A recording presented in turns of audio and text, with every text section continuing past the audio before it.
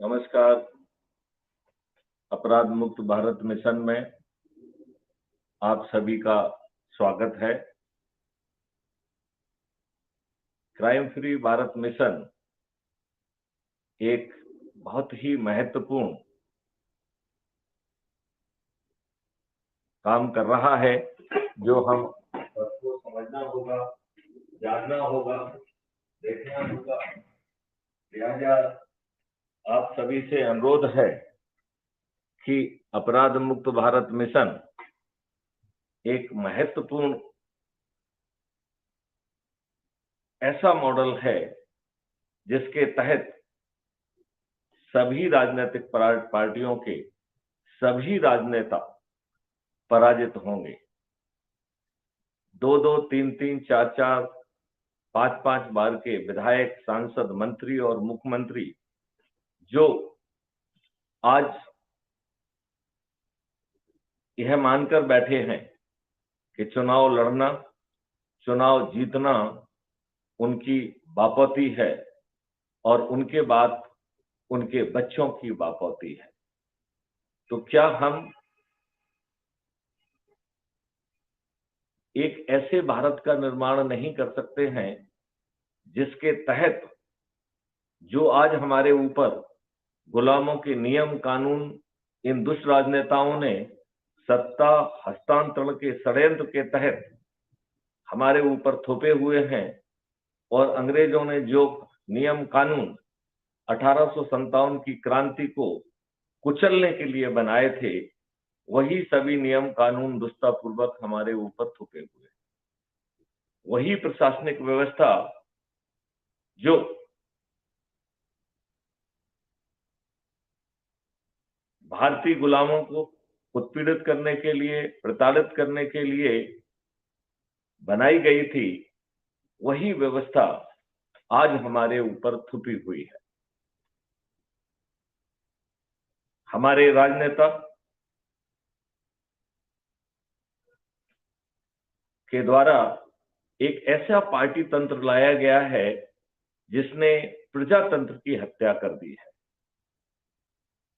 प्रजातंत्र और प्रजा के बीच में ये पार्टी नामक जो है बड़ी जो है व्यवस्था खड़ी कर दी गई है जो प्रजातंत्र का गला घोट रही है। आज हमारे ये पार्टियां अच्छे व्यक्तियों को टिकट नहीं देती हैं, केवल दुष्ट, दुष्चरित्र, भ्रष्ट, अपराधी चरित्र के लोगों को ही टिकट देती है। ऐसी दुष्ट पार्टी सिस्टम छद्म तरीके से लोगों को मूर्ख बनाते हुए चुनाव जीतती हैं, जिसमें समाचार पत्रों के द्वारा उनके द्वारा पूरा नियंत्रण कर लिया गया है, सोशल मीडिया पे पूरा नियंत्रण कर लिया है। जो विभिन्न सर्वे और रिपोर्ट्स हैं वो भी फैब्रिकेटेड होते हैं। गाड़ियां भेजकर, पैसे देकर उनके लिए लंच और डिनर की व्यवस्था करते हुए आम सभाएं आयोजित की जाती हैं जो सही मायने में बुलाई गई भीड़ होती है जिसका कोई मतलब नहीं है। इन्होंने फ्रीबी बांटकर, साड़ी बांटकर, दारू बांटकर लोगों को मूर्ख बनाकर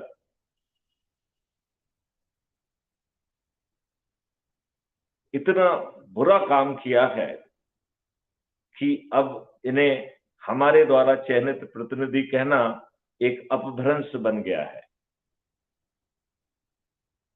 तो इनकी दुष्टता केवल इतनी ही नहीं है कि ये गलत लोगों को टिकट दे रहे हैं, इनकी दुष्टता बहुत आगे है। इनकी दुष्टता के तहत अनपढ़, गवार, चरित्रहीन, भ्रष्ट और अपराधियों को प्रेफर किया जा रहा है और उन्हीं को टिकट दिया जा रहा है। पिछले 8 साल में 3 PIL लगाई गई हैं, जिनका मजनून ये था कि जब इस देश में चपरासी बनने के लिए सचरित्र और साक्षर होना जरूरी है, और यदि चपरासी के पद पर चयन होने के बावजूद भी पुलिस की नेगेटिव रिपोर्ट होती है तो चयन होने के बाद भी अपॉइंटमेंट लेटर नहीं मिलता है। ये कितनी दुष्टापूर्ण बात है। वहीं पर यह राजनेता जो न केवल हमारे कानून के निर्माता हैं बल्कि हमारे भाग्य विधाता भी बन बैठे हैं, वह अनपढ़, गवार, बाहुबली, दुश्चरित्र, भ्रष्ट और अपराधी क्यों?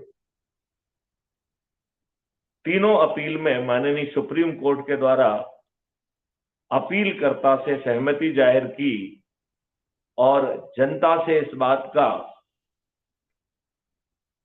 पार्लियामेंट से इस बात का अनुरोध किया गया कि हमें पीपुल्स रिप्रेजेंटेटिव एक्ट में मात्र छोटा सा संशोधन करना है कि आपराधिक चरित्र के लोगों को टिकट नहीं दिया जाएगा। इतना छोटा सा संशोधन।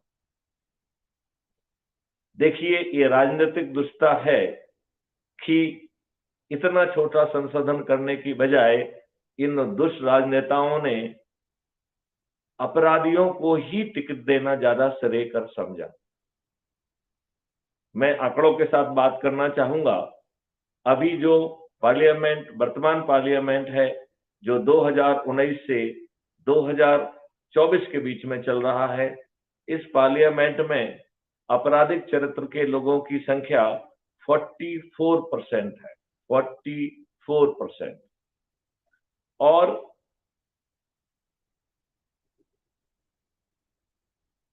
ये संख्या 2022 में जो उत्तर प्रदेश का चुनाव हुआ है उसमें यह बढ़कर अब 51% हो गई है।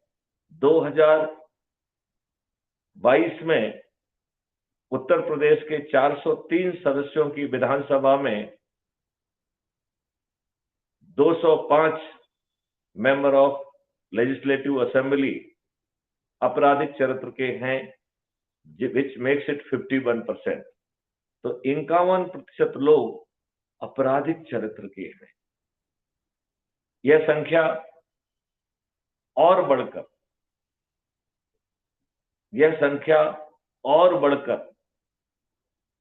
2023 में जो चुनाव हुए हैं कर्नाटका असेंबली के, उसमें यह संख्या बढ़कर 55% हो गई है और 97% लोग वो करोड़पति हैं। इससे ये बात सामने आती है कि राजनीतिक दुष्टता देखिए कि जहां एक और सुप्रीम कोर्ट निवेदन कर रही है कि आप पीपुल्स रिप्रेजेंटेटिव एक्ट में थोड़ा सा संशोधन कर दें, उसका उल्टा करते हुए इन दुष्ट राजनेताओं ने अपराधियों को प्रेफरेंस किया, अपराधियों को ही टिकट दिया। अब जो भी लोग चुन के पहुंच रहे हैं, क्या वह जो चुन रहा है उसको रिप्रेजेंट कर रहे हैं? तो इस पार्टी सिस्टम ने एक पार्टी व्हिप का सिस्टम निकाला है। लिहाजा सभी चुने हुए प्रतिनिधि पार्टी व्हिप से बंधे हुए हैं। लिहाजा अब सभी लोग, जिस जनता ने उसे चुना है, उसको रिप्रेजेंट नहीं कर रहे हैं, पार्टी को रिप्रेजेंट कर रहे हैं। इस प्रकार पार्टी ने प्रजातंत्र की हत्या कर दी है। दुष्टता के ऊपर दुष्टता की जा रही है। संविधान के प्रावधान को विपरीत, संविधान के फंडामेंटल राइट के विपरीत नियम और कानून बनाए गए। हमारे संविधान ने सभी नागरिकों को बराबर माना है। फिर और ये प्रतिबंध लगाया है कि किसी को भी जाति, धर्म, रेस और रिलीजन के आधार पर डिस्क्रिमिनेट नहीं किया जा सकता है। तब क्या कारण है कि इन्होंने जाति और धर्म के आधार पर टुकड़े टुकड़ों में बांटकर संविधान का उल्लंघन करते हुए नियम कानून बनाए हैं। मंडल कमीशन शुद्ध रूप से संविधान की इस भावना का, इस फंडामेंटल राइट का उल्लंघन है। हमारे दुष्ट राजनेता हमको जाति और धर्म में बांटकर एन केन प्रकारेण सत्ता में काबिज रहना चाहते हैं। इन्होंने एक के बाद एक घटिया चालें चली हैं और आज भी 75 साल के सत्ता के हस्तांतरण के बाद भी आपके ऊपर आज भी वही गुलामों के नियम थोपे हुए हैं जो अंग्रेजों ने भारतीय गुलामों को, जो 1857 की क्रांति के बाद उन्हें कुचलने के लिए बनाए थे। क्या ये अत्यंत ही शर्मिंदगी का विषय नहीं है? लिहाजा यदि हम पूरा आकलन करें तो सभी, यदि हम पूरा आकलन करें तो सभी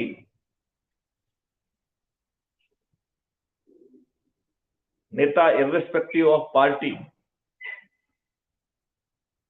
ये एक राक्षसी व्यवस्था को रिप्रेजेंट कर रहे हैं और उस राक्षसी व्यवस्था का जान एक तोते में है जिसे राजनेता कहते हैं। इस राजनेता रूपी तोते को बिना पराजित किए इस देश में कोई भी परिवर्तन आना संभव नहीं है। लिहाजा अपराध मुक्त भारत मिशन ने एक ऐसा मॉडल लाया है जिसमें ताज जनता के सिर पर होगा और ये सभी अपराधी, सभी राजनेता मतगणना के पहले, मतदान के पहले अपनी हार स्वीकार करने के लिए विवश होंगे। इसमें माननीय नरेंद्र मोदी, माननीय प्रधानमंत्री जी, श्री अमित शाह, माननीय गृह मंत्री जी समेत सभी राजनीतिक पार्टियों के ऐसे राजनेता जो 2-2, 3-3, 4-4, 5-5 बार से विधायक, सांसद, मंत्री और मुख्यमंत्री हैं, जिनके द्वारा चुनाव का लड़ना, जीतना, मंत्री और मुख्यमंत्री बनना अपनी बापोती समझ के रखी है।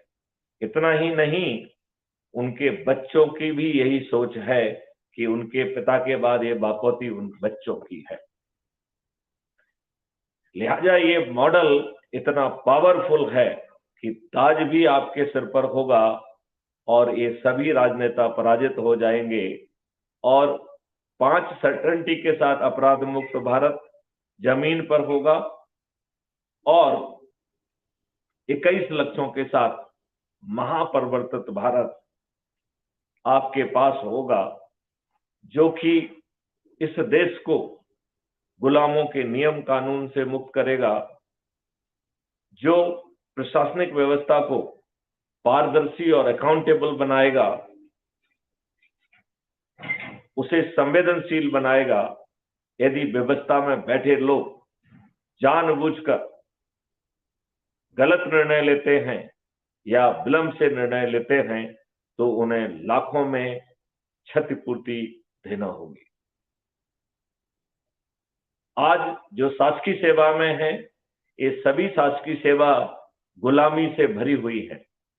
चंद मुट्ठी भर अंग्रेज उसी कंडक्ट रूल के माध्यम से, उसी एसीआर के माध्यम से, उसी पदोन्नति के माध्यम से और प्लेसमेंट और पोस्टिंग के माध्यम से इस पूरी व्यवस्था को गुलाम बनाए हुए हैं। अब शासकीय सेवा से यह गुलामी दूर हो जाएगी। आपकी एसीआर कोई वरिष्ठ अधिकारी नहीं लिखेगा, आपका बॉस एसीआर नहीं लिखेगा, आपका काम आपकी ACR लिखेगा, और जब आप काम कर रहे होंगे उसी समय उस काम के सभी एट्रीब्यूट को एक्सट्रैक्ट करके एक परफॉर्मेंस इंडेक्स में कन्वर्ट कर दिया जाएगा, और वही परफॉर्मेंस इंडेक्स आपकी ACR होगी। आपको इसी क्यूमुलेटिव परफॉर्मेंस इंडेक्स के आधार पर पदोन्नति मिलेगी व पदस्थापनाएं मिलेंगी। लिहाजा अब आपकी ACR, पदोन्नति और पदस्थापनाएं पारदर्शी तरीके से आपके काम के आधार पर होंगी। अब गुलामी का चौथा स्तंभ है आज का कंडक्ट रूल, जो ये कह रहा है कि चाहे आपका बॉस दुष्ट क्यों ना हो, दुष्चरित्र क्यों ना हो, इन दुष्ट राजनेताओं का चरण सेवक क्यों ना हो, और इनकी चाटुकारिता में वो गलत निर्णय क्यों ना ले रहा हो, उसका आदेश मानने के लिए आप विवश हैं। और यदि आप उसका आदेश नहीं मानते हैं तो आप बर्बाद हो जाएंगे। वो आपको जो है सस्पेंड करेगा, आपकी DO करके कोर्ट मार्शल करके आपको डिसमिस भी कर सकता है। बदले हुए कंडक्ट रूल में जहां एक और आपकी ACR आपका बॉस नहीं लिख रहा है, आपकी पदोन्नति को वो प्रभावित नहीं कर पा रहा है नेगेटिवली, आपके प्लेसमेंट और पोस्टिंग को भी प्रभावित नहीं कर पा रहा है, अब कंडक्ट रूल भी बदल दिया जाएगा। कंडक्ट रूल के तहत यदि आप अपने बॉस के गलत आदेश को मूक दर्शक की तरह मान्य करते हैं तो यह जघन्य अपराध होगा, और आपके बॉस को जो सजा मिलेगी वो उसके आप भी भागीदार होंगे। अन्यथा कंडक्ट रूल में यह प्रावधान होगा कि आपको पोलाइट लैंग्वेज में रिव्यू के लिए लिखना होगा कि आपने ये इन चीजों को संभवतः आपका ध्यान नहीं गया है और इसके कारण आपने गलत निर्णय लिया है, इसके ये नेगेटिव कंसिक्वेंसेस होंगे, लिहाजा अनुरोध है कि इन तथ्यों पर पुनर्विचार करके निर्णय लेने का कष्ट करें। अब boss is a boss in the sense कि जो आपका वरिष्ठ साथी है उसे निर्णय लेने का हक है। आपके रिव्यू के बाद भी वह जो निर्णय उचित समझता है उसे वो लेगा, लेकिन ऐसे सभी निर्णय जिसमें रिव्यू पटिशन को नजरअंदाज किया गया है वह पूरा कंटेंट एक कमीशन के पास चला जाएगा। कमीशन डे टू डे उसमें इंटरफियर नहीं करेगा। जब यह आंकड़ा 100 तक पहुंच जाएगा तब उस अधिकारी को तलब किया जाएगा और लाइव टेलीकास्ट के तहत हर केस पे चर्चा की जाएगी, जहां उस अधिकारी को अपने लिए गए डिसीजन को जस्टिफाई करना होगा। यदि वह अपने निर्णय को जस्टिफाई नहीं कर पाता है तो उसकी नौकरी भी जाएगी और उसे कंपनसेशन भी देना होगा। लिहाजा आपकी शासकीय सेवा से गुलामी चली जाएगी। शासकीय सेवाएं, आपकी प्रशासनिक व्यवस्था पारदर्शी, अकाउंटेबल व संवेदनशील होंगी, वह सही समय पर सही निर्णय लेंगी। ऐसा अद्भुत होगा हमारा नया भारत। लॉर्ड मैकाले ने हमारे गुरुकुल सिस्टम को तोड़कर हमारे 18 महाविधाओं युक्त गुरुकुल को जो है तोड़ दिया और उसकी जगह एक घटिया इंडियन एजुकेशन एक्ट लाया गया, जिसके तहत अंग्रेजी बोलने वाले हीन भावना से ग्रसित लोगों की फैक्ट्री लगाई गई जो बाबू बनने का काम करें। अब इस व्यवस्था को में आमूल चूल परिवर्तन की आवश्यकता है, जिसमें रिसर्च एंड डेवलपमेंट और प्रायोगिक शिक्षा को महत्व दिया जाएगा। नीड टू नो बेसिस पर ही कार्यक्रम होंगे, पाठ्यक्रम होंगे और उस पर कार्रवाई होगी। लिहाजा शिक्षा व्यवस्था में आमूल चूल परिवर्तन होगा। 5, सर्टेनिटी के साथ अपराध मुक्त भारत होगा, जिसमें बिना थाने जाए आपकी FIR दर्ज होगी। यदि आप झूठी FIR करेंगे तो जेल में सड़ जाएंगे।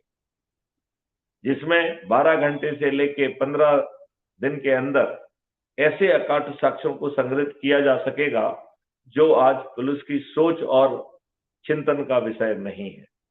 इन अकाट साक्ष्यों को हैश वैल्यू से लॉक करके उसी समय certificate of admissibility and certificate of chain of custody auto generate होकर हर एविडेंस से ऑटो अटैच हो जाएंगे। लिहाजा ये सभी एविडेंस इनफेलिबल हो जाएंगे, अकाट हो जाएंगे और हर हालत में अधिकतम 15 दिन में उन अकाट साक्ष्यों के साथ चालान पेश हो जाएगा। तीसरी सर्टेनिटी के तहत सर्टेनिटी ऑफ जस्टिस, जिसमें बिना कोर्ट जाए video based distributed trial system के माध्यम से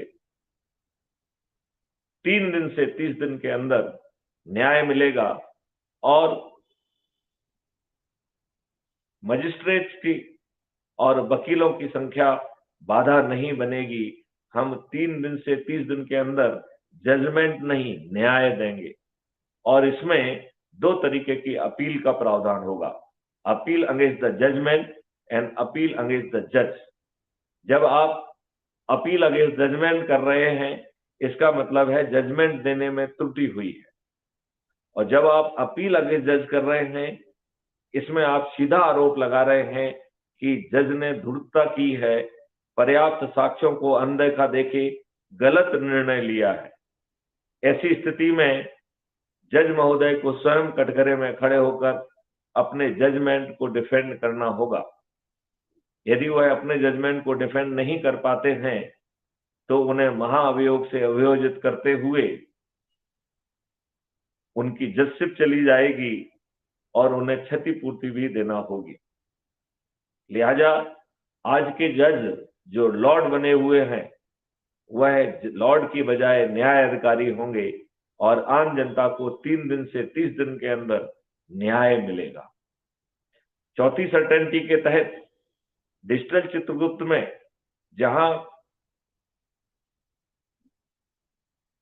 राइट टू प्राइवेसी को फंडामेंटल राइट का दर्जा देते हुए उसमें एक लिमिटेशन रखी जाएगी कि जैसे ही कोई व्यक्ति अपराध करता है, उसका राइट टू प्राइवेसी जो है वो सीज कर जाएगा और जो डिजिटल चित्रगुप्त है उसके पास सभी कंटेंट हैं, तो वो आपकी एफआईआर भी दर्ज कर देगा, एविडेंस भी दे देगा, आपकी गिरफ्तारी भी करा देगा और 3 दिन से 30 दिन के अंदर distributed video based trial system के माध्यम से बिना कोर्ट जाए सजा होगी।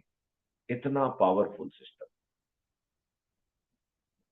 डिजिटल चित्रगुप्त में ऐसी प्रिडिक्टिव टेक्नोलॉजी का इस्तेमाल किया गया है कि जब अपराधी अपने घर से अपराध करने निकलेगा तो सिस्टम ये अनुमान लगा सकेगा कि यह अपराध करने की नीयत से निकल रहा है, इसके साथ कौन है, किस रास्ते का उपयोग ये करने वाले हैं और इनके अपराध का टारगेट कौन होगा। स्मार्ट इंटरवेंशन प्रोसेस के माध्यम से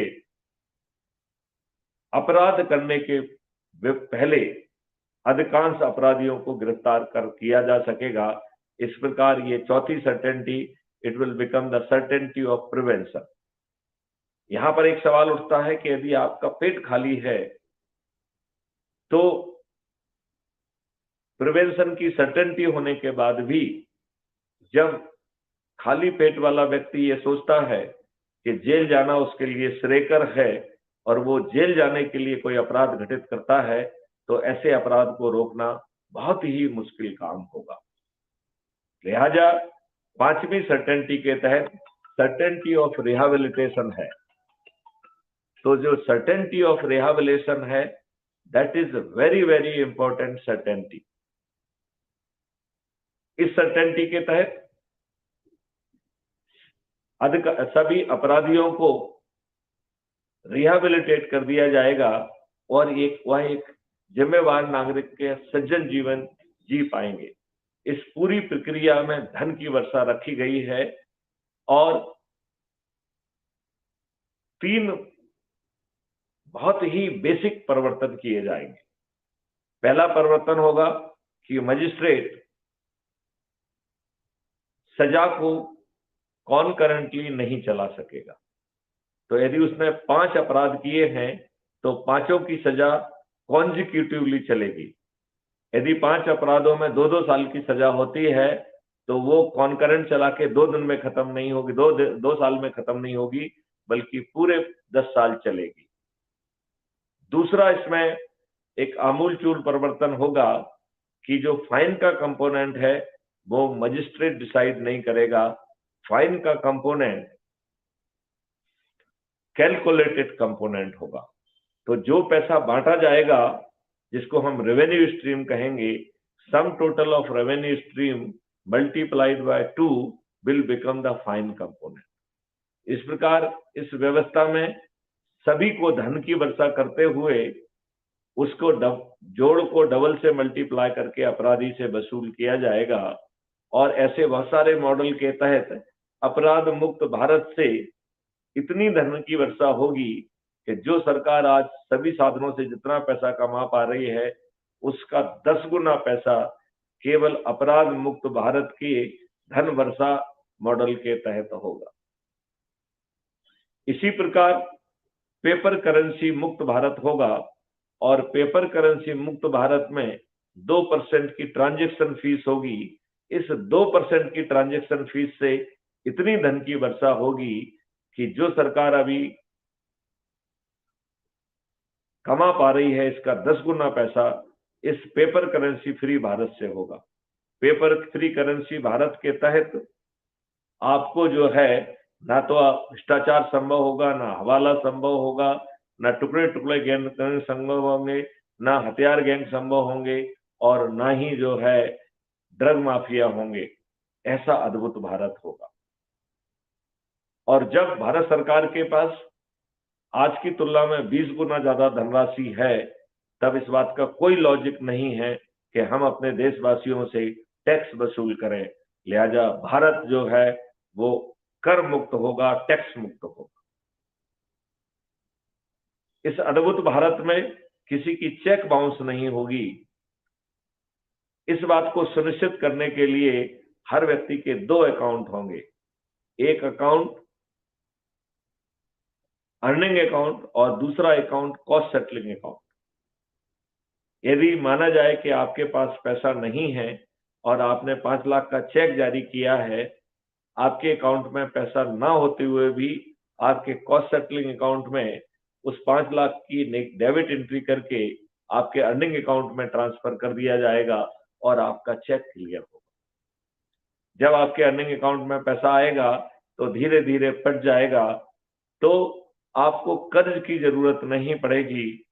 भारत कर्ज मुक्त भारत होगा।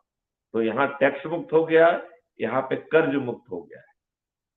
और जब आपके डेबिट अकाउंट में, कॉस्ट सेटलिंग अकाउंट में लगातार डेबिट एंट्री बढ़ेंगी, तो व्यवस्था में बैठे लोग, सपोर्ट ग्रुप आपके पास पहुंचेंगे और आपकी परेशानियों को समझते हुए, चाहे वो टेक्निकल समाधान हो, स्किल मैन पावर की प्रॉब्लम हो या मार्केटिंग की प्रॉब्लम हो, आपको सपोर्ट करके उस समस्या को दूर किया जाएगा। लिहाजा भारत में अब कोई दिवालिया नहीं होगा। भारत में पार्टी विहीन प्रजातंत्र, और इसके बारे में बहुत बारीकी से मैंने बहुत सेशन किए हैं। मैं आपसे अनुरोध करूंगा उसे बारीकी से समझें कि कैसे जो है पार्टी विहीन प्रजातंत्र होगा, कैसे ऐप के द्वारा चुनाव होंगे जो कि खर्च विहीन चुनाव व्यवस्था होगी, कैसे लेजिस्लेचर और पॉलिटिकल एग्जीक्यूटिव में सेपरेशन होगा। जो पॉलिटिकल एग्जीक्यूटिव के रूप में इलेक्ट होंगे उन्हें वोटिंग पावर नहीं होगा। आज देखिए, ये जो एग्जीक्यूटिव हैं, पॉलिटिकल एग्जीक्यूटिव हैं, आज इन्होंने अपने आप को सर्वशक्तिमान बना लिया है। ये कानून बना रहे हैं, ये जो है पार्टी व्हिप जारी कर रहे हैं, ये सभी की पोस्टिंग कर रहे हैं। लिहाजा पूरा तंत्र इन्होंने अपने अधीन कर लिया है। नई व्यवस्था के तहत सभी व्यक्ति चुने जाएंगे, तो चीफ मिनिस्टर भी चुना हुआ होगा, हेल्थ मिनिस्टर, फाइनेंस मिनिस्टर, सभी डायरेक्टली इलेक्टेड होंगे। और जैसे ही वो लेजिस्लेचर के द्वारा चुन लिए जाएंगे तो उनका वोटिंग पावर सीज कर जाएगा।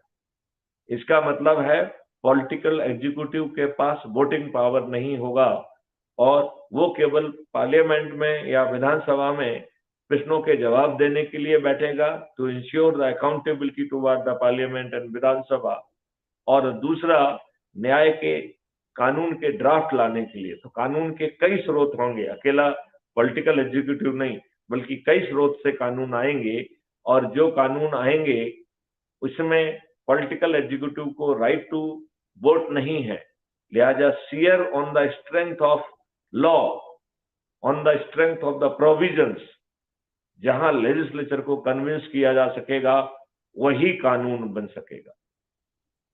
क्राइम फ्री भारत के एग्रीकल्चर मॉडल के तहत आज किसानों की आमदनी 5 गुना और मजदूरों की आमदनी 10 गुना बढ़ेगी। मैं चाहूंगा कि आप जो है कैसे खर्चविहीन चुनाव व्यवस्था होगी, कैसे खर्च करना एक संज्ञेय अपराध होगा, कैसे 1-to-1 कैनवासिंग एक अपराध होगा, कैसे जो है ये सब काम होगा, इसके लिए मैं आपसे अनुरोध करता हूं कि इस बारे में जो वीडियोज हैं कृपया उसे जरूर सुनें।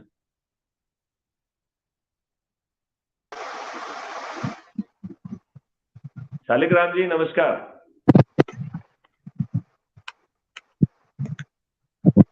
हाँ नमस्कार सर। शालिग्राम जी आपको आवाज आ रही है? आवाज नहीं आ रही सर। आपको आवाज नहीं आ रही है? हाँ आवाज कम आ रही है। अच्छा, नहीं आवाज बिल्कुल भी नहीं आ रही है या कम आ रही है? कम आ रही है। अब कुछ आवाज इंप्रूव हुई? अब कुछ आवाज इंप्रूव हुई क्या? आप एक काम कर सकते हैं, एक बार आप एग्जिट करके जब दोबारा जुड़ेंगे तो आवाज शायद आपकी इंप्रूव हो जाएगी। तो एक बार आप लीव करके उसी लिंक से जरा दोबारा क्लिक करके जुड़िए, तो कई बार ये टेक्निकल प्रॉब्लम आ जाती है, उससे आपको राहत मिलेगी। आप मुझे सुन ठीक पा है रहे हैं? आप लीव करके दोबारा ज्वाइन करिए तो मुझे लगता है कि ये प्रॉब्लम समाप्त हो जाएगी। ओके। तो मैं आपको बता रहा था कि कैसे महापरिवर्तित भारत होगा। जब तक शालिग्राम जी ज्वाइन करते हैं तब तक मैं इस बात को समझाने की कोशिश करता हूं कि 21 लक्ष्यों के तहत एक महापरिवर्तित भारत होगा, जिसमें आपकी मिट्टी पुनः जो है जीवित हो जाएगी, किसानों की आमदनी 5 गुना और मजदूरों की आमदनी 10 गुना बढ़ेगी। ये कैसे होगा, इसके बारे में ढेर सारे वीडियोज हैं, कृपया उसे सुने। कैसे क्राइम फ्री भारत के एम्प्लॉयमेंट मॉडल के तहत सभी को रोजगार मिलेगा, कैसे क्राइम फ्री भारत के आयुष मॉडल के तहत सभी लोग निरोगी और दीर्घायु होंगे, कैसे क्राइम फ्री भारत के इंफ्रास्ट्रक्चर मॉडल के तहत हमारे गरीब लोग जो झुग्गी झोपड़ियों में रह रहे हैं, जो स्लम एरिया में रह रहे हैं, वो सब डिजाइनर्स हाउस में रह पाएंगे, और इसके लिए उन्हें कर्ज नहीं लेना होगा और कोई चीज मुफ्त में नहीं मिलेगी। जितनी भी वो जो है खर्च होगा वो कॉस्ट सेटलिंग अकाउंट से क्लियर हो जाएगा, और धीरे धीरे चूंकि आपकी आमदनी 10 गुने से भी ज्यादा बढ़ रही है, लिहाजा आप आसानी से उसे आसान किस्तों में रीपे कर पाएंगे, और आज आप 8 से 7-8 महीने के अंदर आप जो है अपने घरों में रहने की स्थिति में आ जाएंगे। ऐसा महापरिवर्तित भारत होगा। जनसंख्या के नए नियम के तहत जनसंख्या नियंत्रित होगी। यह 21 लक्ष्यों वाला भारत एक अद्भुत भारत होगा, जहां कोई गरीब नहीं होगा, सभी समृद्ध होंगे, और इस काम के लिए आपको टैक्स भी नहीं लगेगा और आपकी चेक भी बाउंस नहीं होगी। आप जो है कुछ नहीं होगा। तो इस तरीके से मैं ये समझता हूं कि बड़ी आसानी से हम जो है अपने इस महापरिवर्तन को जमीन पे उतार पाएंगे।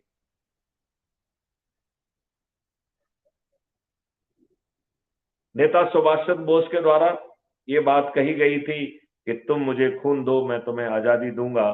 क्राइम फ्री भारत का ये मॉडल कह रहा है कि आप मुझे मिस कॉल दो, मैं आपको लिंक भेजूंगा, आप क्राइम फ्री भारत ऐप को डाउनलोड कर लीजिए, और जो सदस्य शपथ है उसको आप पूरा कर लीजिए।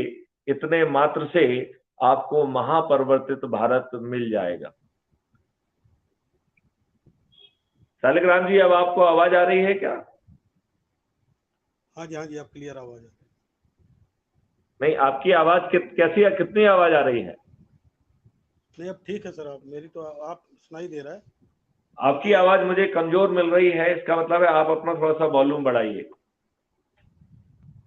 आप अपना वॉल्यूम बढ़ाइए, ये अच्छा रहेगा। हाँ, बढ़ा दिया मैंने, आया है आवाज है। हाँ, थोड़ा सा इंप्रूव हुआ है। हमारे साथ जो है मिस्टर जो है क्या नाम है, घनश्याम जी, इंजीनियर घनश्याम जी। जी सर, जय हिंद इंजीनियर सर। घनश्याम, नमस्कार, आपका भी स्वागत है। नमस्कार सर, नमस्कार सर। मैं आपका स्वागत करता हूं और आज चाहूंगा कि शालिग्राम जी को तो हमारे सभी लोग जानते हैं, आप जो है इंजीनियर घनश्याम जी जो है हमारे दर्शकों को जरा अपना परिचय दें। मैं सर बीएसएनएल में वर्किंग था एज ए एजीएम और 31 जुलाई को रिटायर हो गया हूं जी और मध्य प्रदेश का रहने वाला हूं। टीकमगढ़ जी मध्य प्रदेश का मतलब जो जन्म स्थान है, और जी दिल्ली में सेटल है, यही मकान बना लिया दिल्ली में। जी, और अभी मतलब रिसेंटली मतलब रिटायर्ड हुआ हूं बीएसएनएल से एज ए सहायक महाप्रबंधक। बहुत सुंदर। आप एजीएम के पद तो से रिटायर हुए हैं और जी आप जी। टीकमगढ़ जिले से हैं। संभवतः आपको इस बात की जानकारी होगी कि मैं बहुत पहले आपके जिले का एसपी रहा हूं, ये आपकी जानकारी में है क्या? मतलब किस ईयर में रहे हैं सर आप? मैं 89 में आपके जिले का एसपी था। अच्छा अच्छा, बहुत पुरानी कहानी। एक्चुअली मैं 83 से ही अपना एरिया मतलब जैसे 83 में मेरा इंजीनियरिंग में सिलेक्शन हो गया था, तो मैं ग्वालियर इंजीनियरिंग कॉलेज से चला गया था। तो मतलब उतना मुझे नॉलेज नहीं है मतलब चलिए, टीकमगढ़ का। तो बहुत सुंदर बात है। 83 से ही सर बाहर है, पहले ग्वालियर रहे फिर दिल्ली आ गए। अच्छा, ये बताइए, आपको अपराध मुक्त भारत के बारे में क्या जानकारी है और इस बात से आप कहां तक संतुष्ट हैं कि अपराध मुक्त भारत के इस मॉडल के तहत सभी राजनीतिक पार्टियों के सभी राजनेता मतदान के पहले अपने हार स्वीकार करने के लिए विवश होंगे और इस महापरिवर्तन मॉडल के तहत 21 विधाओं के तहत एक महापरिवर्तन जो है जमीन पर उतर जाएगा, जिसमें गुलामों के जो नियम कानून जो कि अंग्रेजों ने 1857 की क्रांति को क्रश करने के लिए बनाए थे और हमारे दुष्ट राजनेताओं ने उन्हें 75 साल के सत्ता के हस्तांतरण के बाद भी हमारे ऊपर थोप के रखा है, और जो प्रशासनिक और जुडिशियल व्यवस्था 1857 की क्रांति को दबाने के लिए, कुचलने के लिए बनाई गई थी, जिसके तहत चंद मुट्ठी भर अंग्रेज इन नियम और कानून और इस व्यवस्था के तहत भारतीयों को उत्पीड़ित करते रहे हैं। हमारे राजनेताओं ने, ये लज्जा का और शर्म का विषय है कि वो सब नियम कानून आज भी आप पर थोप के रखे। ये राजनेता स्वयं अच्छे लोग नहीं हैं, अनपढ़, गवार, बाहुबली, दुष्चरित्र, भ्रष्ट और अपराधी हैं। और लज्जा की बात है कि यह इतना घटिया तंत्र है कि ऐसे ही चरित्र के लोगों को जो है वो प्रेफरेंस देता है। क्या आपकी मैं ये जानकारी में है कि 3 PIL इस विषय पर लगाई गई हैं और तीनों PIL में ये बात कही गई है कि अपराधियों को टिकट नहीं मिलना चाहिए, और सुप्रीम कोर्ट ने 3 बार जो है इस बारे में अनुरोध किया कि आप जो है पीपल्स रिप्रेजेंटेटिव एक्ट में केवल एक लाइन का संशोधन कर दें कि आपराधिक चरित्र के लोग जो है वो टिकट की पात्रता नहीं रखेंगे। इतना सा करने से अपराधी जो है, इस जो प्रजातंत्र से अपराधी दूर हो जाते, और जो आज हमने व्यवस्था गढ़ी है उसमें डेमोक्रेसी कहीं नहीं रह गया है। पार्टी तंत्र ने प्रजातंत्र की हत्या कर दी है। आपका चुना हुआ प्रतिनिधि आपकी बात रखने की स्थिति में नहीं है, वो पार्लियामेंट में और विधानसभा में पार्टी के हाथ का एक पपेट है।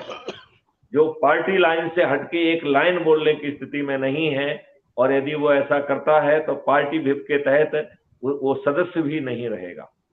ऐसा घटिया व्यवस्था जो ना थोप दी है, तो क्या इसे आप प्रजातंत्र कहेंगे, क्या इसे आप डेमोक्रेसी कहेंगे, या पार्टी तंत्र ने प्रजातंत्र की हत्या कर दी है और वो हम प्रजातंत्र को खोज रहे हैं, हमें प्रजातंत्र कहीं दिखाई नहीं दे रहा है। इस विश्लेषण से आप कहां तक सहमत हैं? सर, आपने जो भी मतलब एक्सप्लेन किया है, मैं बिल्कुल आपकी बात से 100% सहमत हूँ। और अब इसमें सर बहुत सारे पैरामीटर्स हैं। जैसे पार्टी सोचती है कि विनिंग आदमी आना चाहिए, चाहे वेदर क्रिमिनल हो या जो भी हो, वो विनिंग फैक्टर देखते हैं। और पब्लिक भी ये देखती है कि अब जैसे जो भी मुझे पता है कि चुनाव होता है, तो वो भी मतलब उसमें कुछ ना कुछ मतलब उनको कुछ प्रलोभन दे करके वोट बटोरे जाते हैं। क्योंकि जहां जनता लिटरेट नहीं है, तो वहां बिल्कुल डेमोक्रेसी सही नहीं चल सकती है। क्योंकि जनता लिटरेट नहीं है, मतलब उसको कैसे भी मतलब विचलित किया जा सकता है।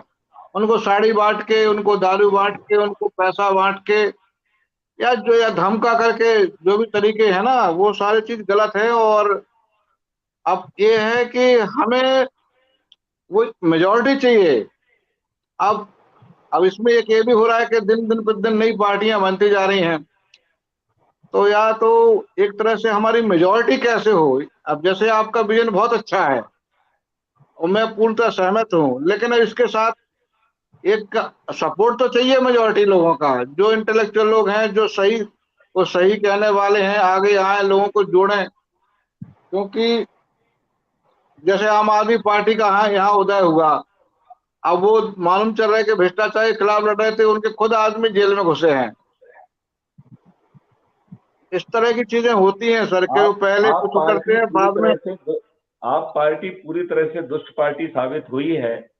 यदि हम जी आप पार्टी का जो है चरित्र का छिद्रान्वेषण करें, तो अरविंद केजरीवाल ने यह सिद्ध किया है, हे राजनेताओं, उम्र में तो मैं आपका बेटा जैसा हूं, जी बट दुष्टता में मैं तुम्हारा बाप, मैं दुष्टता में तुम्हारा बाप हूं।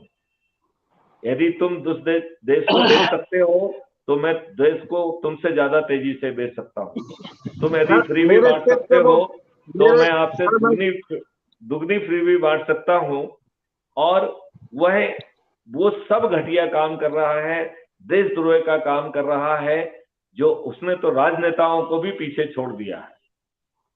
सर मेरे जितनी भी क्षेत्र से बातें वो उसने विधायक कही थी, बने हैं। हाँ हाँ, जी सर। जितनी भी बातें सर उसने कही थी, उनमें से एक भी बात को उसने पूरा नहीं किया। और भ्रष्टाचार का तो कहीं पे खत्म हुआ ही नहीं है।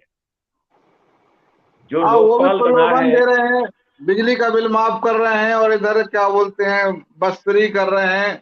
हमारे पास से भी उनका एफिडेविट आया था कि हम कभी मतलब कोई कोठी नहीं लेंगे, हम लाल बत्ती नहीं लेंगे, हम ये नहीं करेंगे। वो एफिडेविट बांटे थे घर घर। हमारा हम्म विधानसभा क्षेत्र उन्हीं का क्षेत्र है, जो कनाट प्लेस है दिल्ली में। हम्म वो हम्म माननीय मुख्यमंत्री जी का क्षेत्र है यहाँ से। हम्म। तो सारी चीजें हैं कि पहले कुछ होते हैं, बाद में कुछ होते हैं। लेकिन अब आपका जो विजन है, इस विजन में मेजोरिटी कैसे आए, बात ये है सबसे बड़ी समस्या। लोग डाइवर्टेड हैं, मतलब कुछ।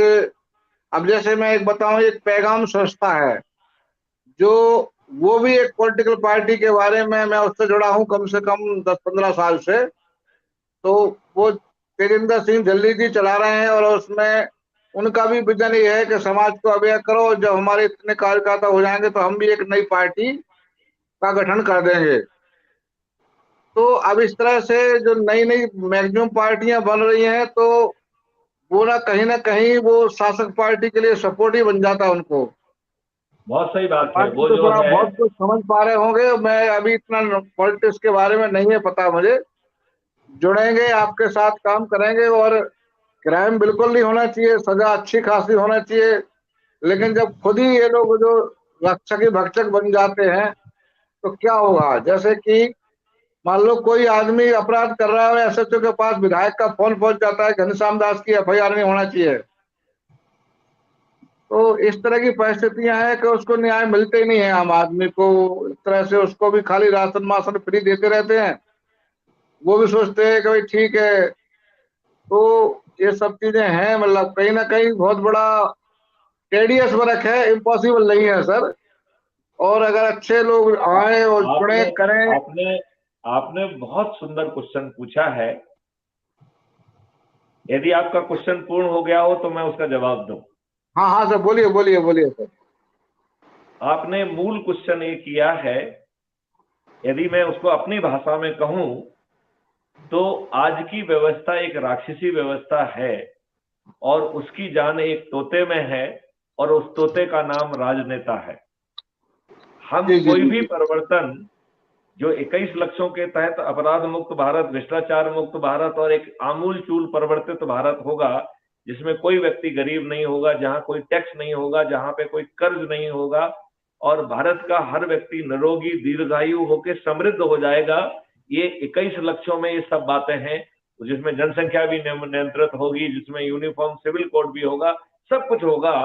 और इस भारत में कोई दंगे फसाद करने की औकात भी नहीं रखेगा, दंगे फसाद होंगे ही नहीं।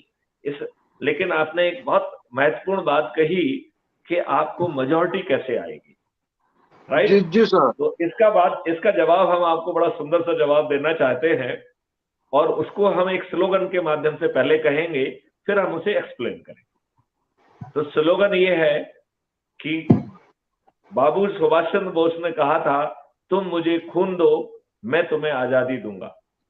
मैथिली शरण गुप्त कह रहे हैं कि भाई साहब, आप मुझे केवल मिस कॉल दे दीजिए, मैं आपको एक लिंक भेजूंगा, लिंक से आप crime free Bharat mission app को डाउनलोड कर लीजिए और क्राइम फ्री भारत की जो सदस्य शपथ है, बस केवल आप उसका संकल्प पूरा कर दीजिए, उस शपथ को पूरा कर दीजिए, हम आपको महापरिवर्तित भारत दे देंगे। और इस महापरिवर्तित भारत के लिए ना आपको कोई पैसा देना होगा, ना कोई जो है आपको जुलूस निकालना है, ना धरना देना है, ना जंतर मंतर में जाना है, ना पिटीशन देना है। आपकी रिस्क जीरो है। ताज आपके सिर पे होगा। ताज किसके सिर पे होगा? आपके सिर पे होगा।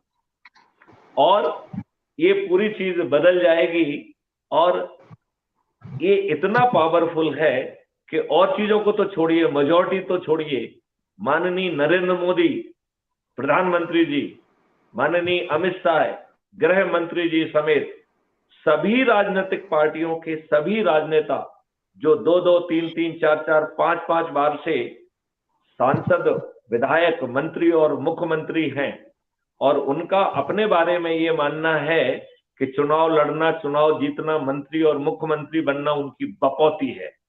और इतना ही नहीं, उनका मानना है कि उनके बच्चों की भी बकौती है। ऐसे विधायक, सांसद, मंत्री और मुख्यमंत्री मतदान के पहले अपनी हार स्वीकार कर लेंगे। मतदान के पहले। मेरी हर बात को बहुत ध्यान से सुनने की और समझने की जरूरत है। और किनसे हारेंगे वो? ऐसे चंद्रगुप्त जिनके आज चेहरे भी स्पष्ट नहीं है। तो चंद्रगुप्त कौन प्राणी है? चंद्रगुप्त वो प्राणी है जो लोगों के बीच में जाके क्राइम फ्री भारत और 21 लक्ष्यों से कैसे महापरिवर्तित भारत होगा, ये बात समझा के ऐप के माध्यम से जो जोड़ने वाले लोग हैं और उसके ऐसे जोड़ने वाले लोगों की जो मेरिट लिस्ट बनेगी और उस जो मेरिट लिस्ट में आ जाएगा वो जो है चंद्रगुप्त कहलाया जाएगा। उदाहरण के लिए मध्य प्रदेश में 230 जो है विधायकों की संख्या है विधानसभा में, तो मध्य प्रदेश की मेरिट लिस्ट में 230 नाम होंगे। और ये जो है पहला जो इसका रिजल्ट अनाउंस होगा, वो जिस दिन मध्य प्रदेश का चुनाव घोषित होगा उस दिन ऐसे 230 लोग जिन्होंने बहुत सारे सबसे अधिक लोगों को जोड़ा होगा, उन्हें चंद्रगुप्त कहा जाएगा। और क्राइम फ्री भारत का एक रिप्रेजेंटेटिव पहुंचेगा जो उन्हें चंद्रगुप्त का सर्टिफिकेट देगा और दूसरी जेब से निकाल के उसे विधायक का टिकट भी दे देगा। दूसरी पार्टियां बड़े बड़े जो है ना खर्चे कर रही हैं, करोड़ों में पैसा खर्च कर रही हैं चुनाव जीतने के लिए। क्राइम फ्री भारत मिशन का कहना है कि हमने आपको टिकट दे दिया, आपने अपना जो है ना नामांकन भर दिया, आप प्रत्याशी बन गए, लेकिन आप इस बात को गोपनीय रखेंगे कि आप प्रत्याशी हैं। आप इस दौरान लगातार लोगों की संगोष्ठियां करेंगे और उनको सिर्फ जो है ना क्राइम फ्री भारत और 21 लक्ष्यों के बारे में बताएंगे और आप महाविजय से विजयी होंगे।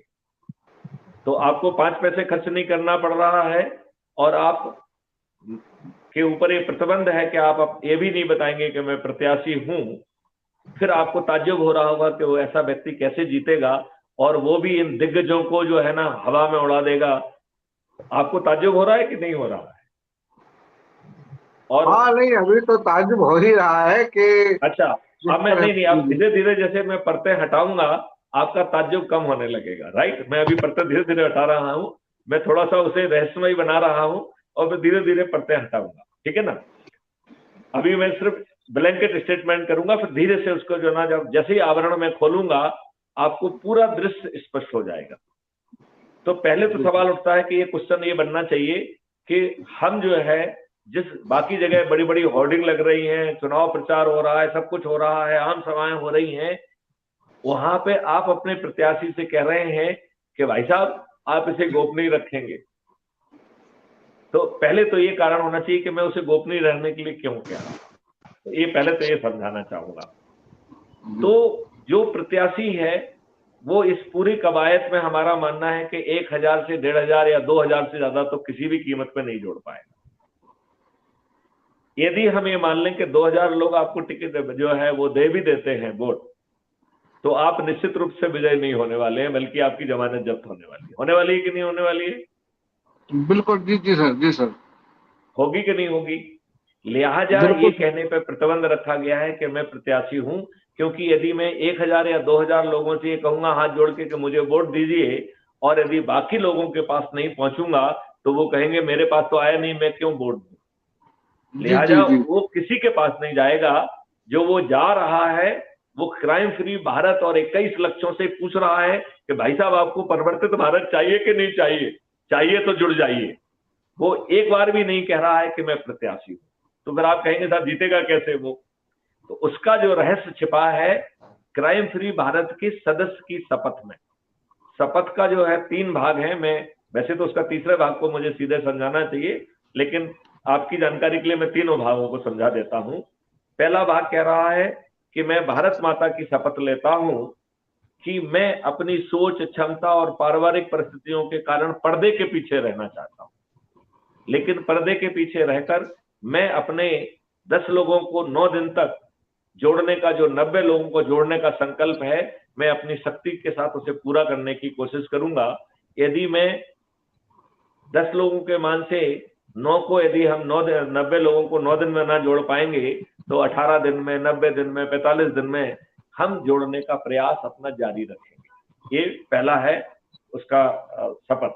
और शपथ का दूसरा हिस्सा है कि मैं भारत माता की शपथ लेता हूं कि crime free Bharat YouTube channel का एक वीडियो प्रतिदिन देखकर जो आज का नेगेटिव वातावरण है, जिसमें चारों ओर हताशा, निराशा, बेबसी और डिप्रेशन छाया हुआ है, जहां आशा कहीं दिखाई नहीं देती है, तो ये वीडियोज आपको उस डिप्रेशन से बाहर निकलने में मदद करेंगे और आपकी ऊर्जा को उत्तरोत्तर बढ़ाएंगे।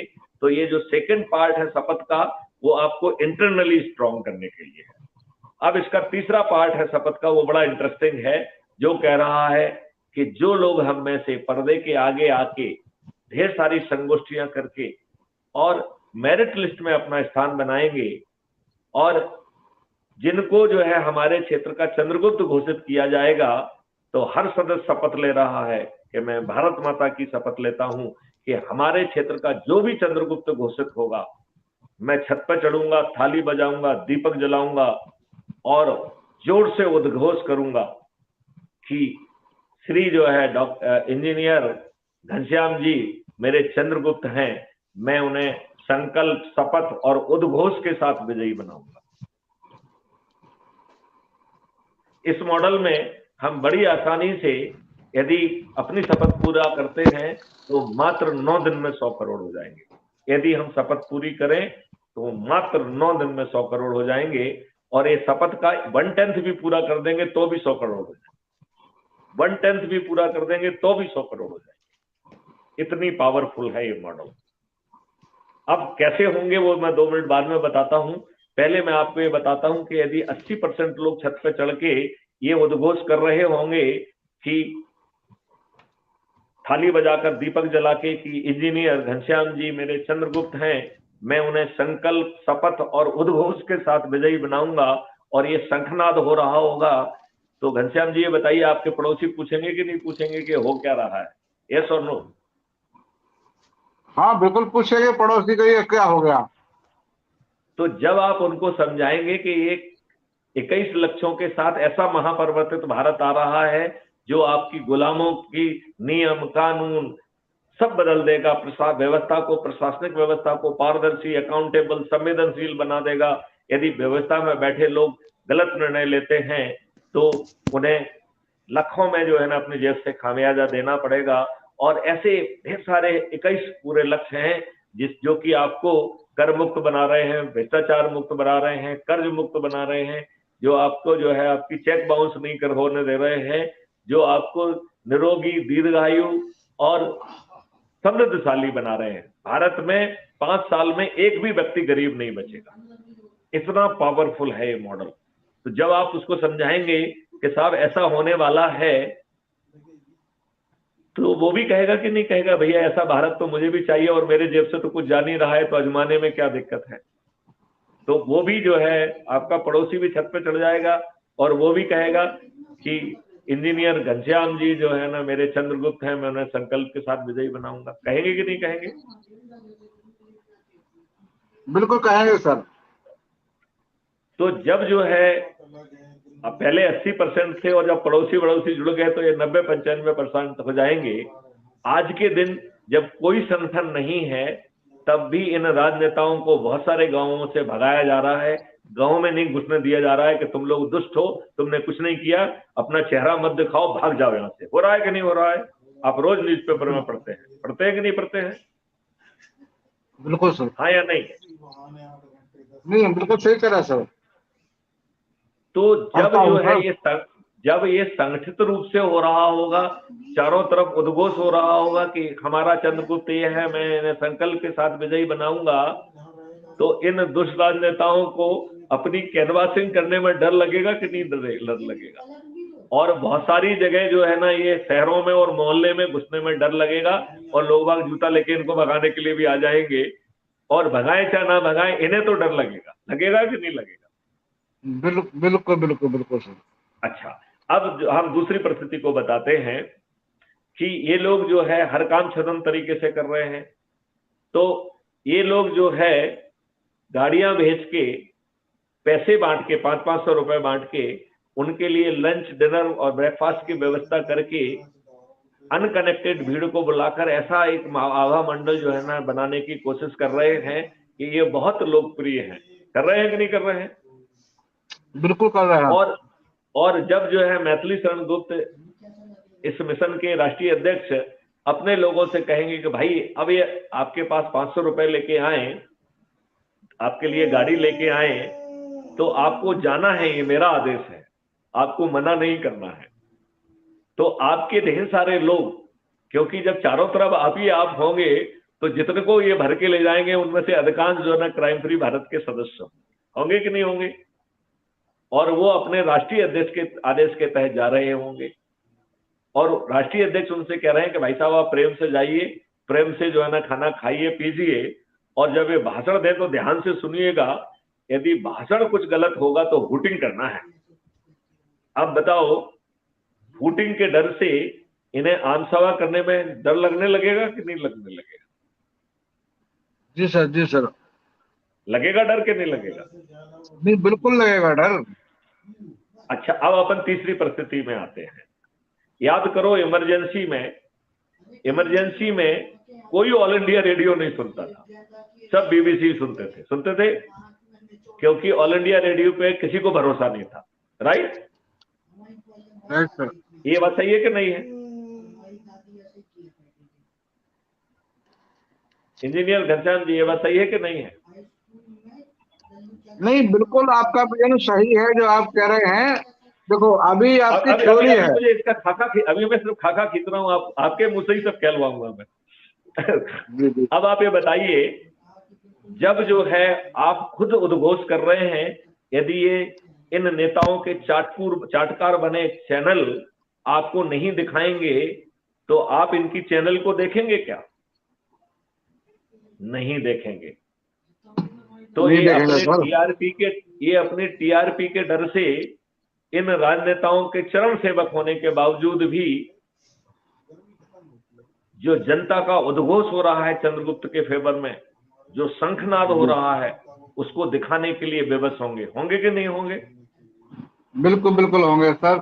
लेकिन सर हमें एज ए एक पायलट एक मिनट, प्रोजेक्ट है अभी ना, अभी कुछ क्षेत्रों में। एक सेकंड में मैं इसे खत्म करूंगा, फिर आपकी बात, और फिर मैं आपको 100 करोड़ और सब पे लेके जाऊंगा अभी, क्योंकि मैं चाहता हूं कि ये बात आपके मुंह से निकले। मैं सिर्फ परिदृश्य पैदा करूंगा, निष्कर्ष आप निकालेंगे, निष्कर्ष मैं नहीं निकालूंगा, इसलिए मैं हर जगह निष्कर्ष आपसे निकलवा रहा, ठीक है ना?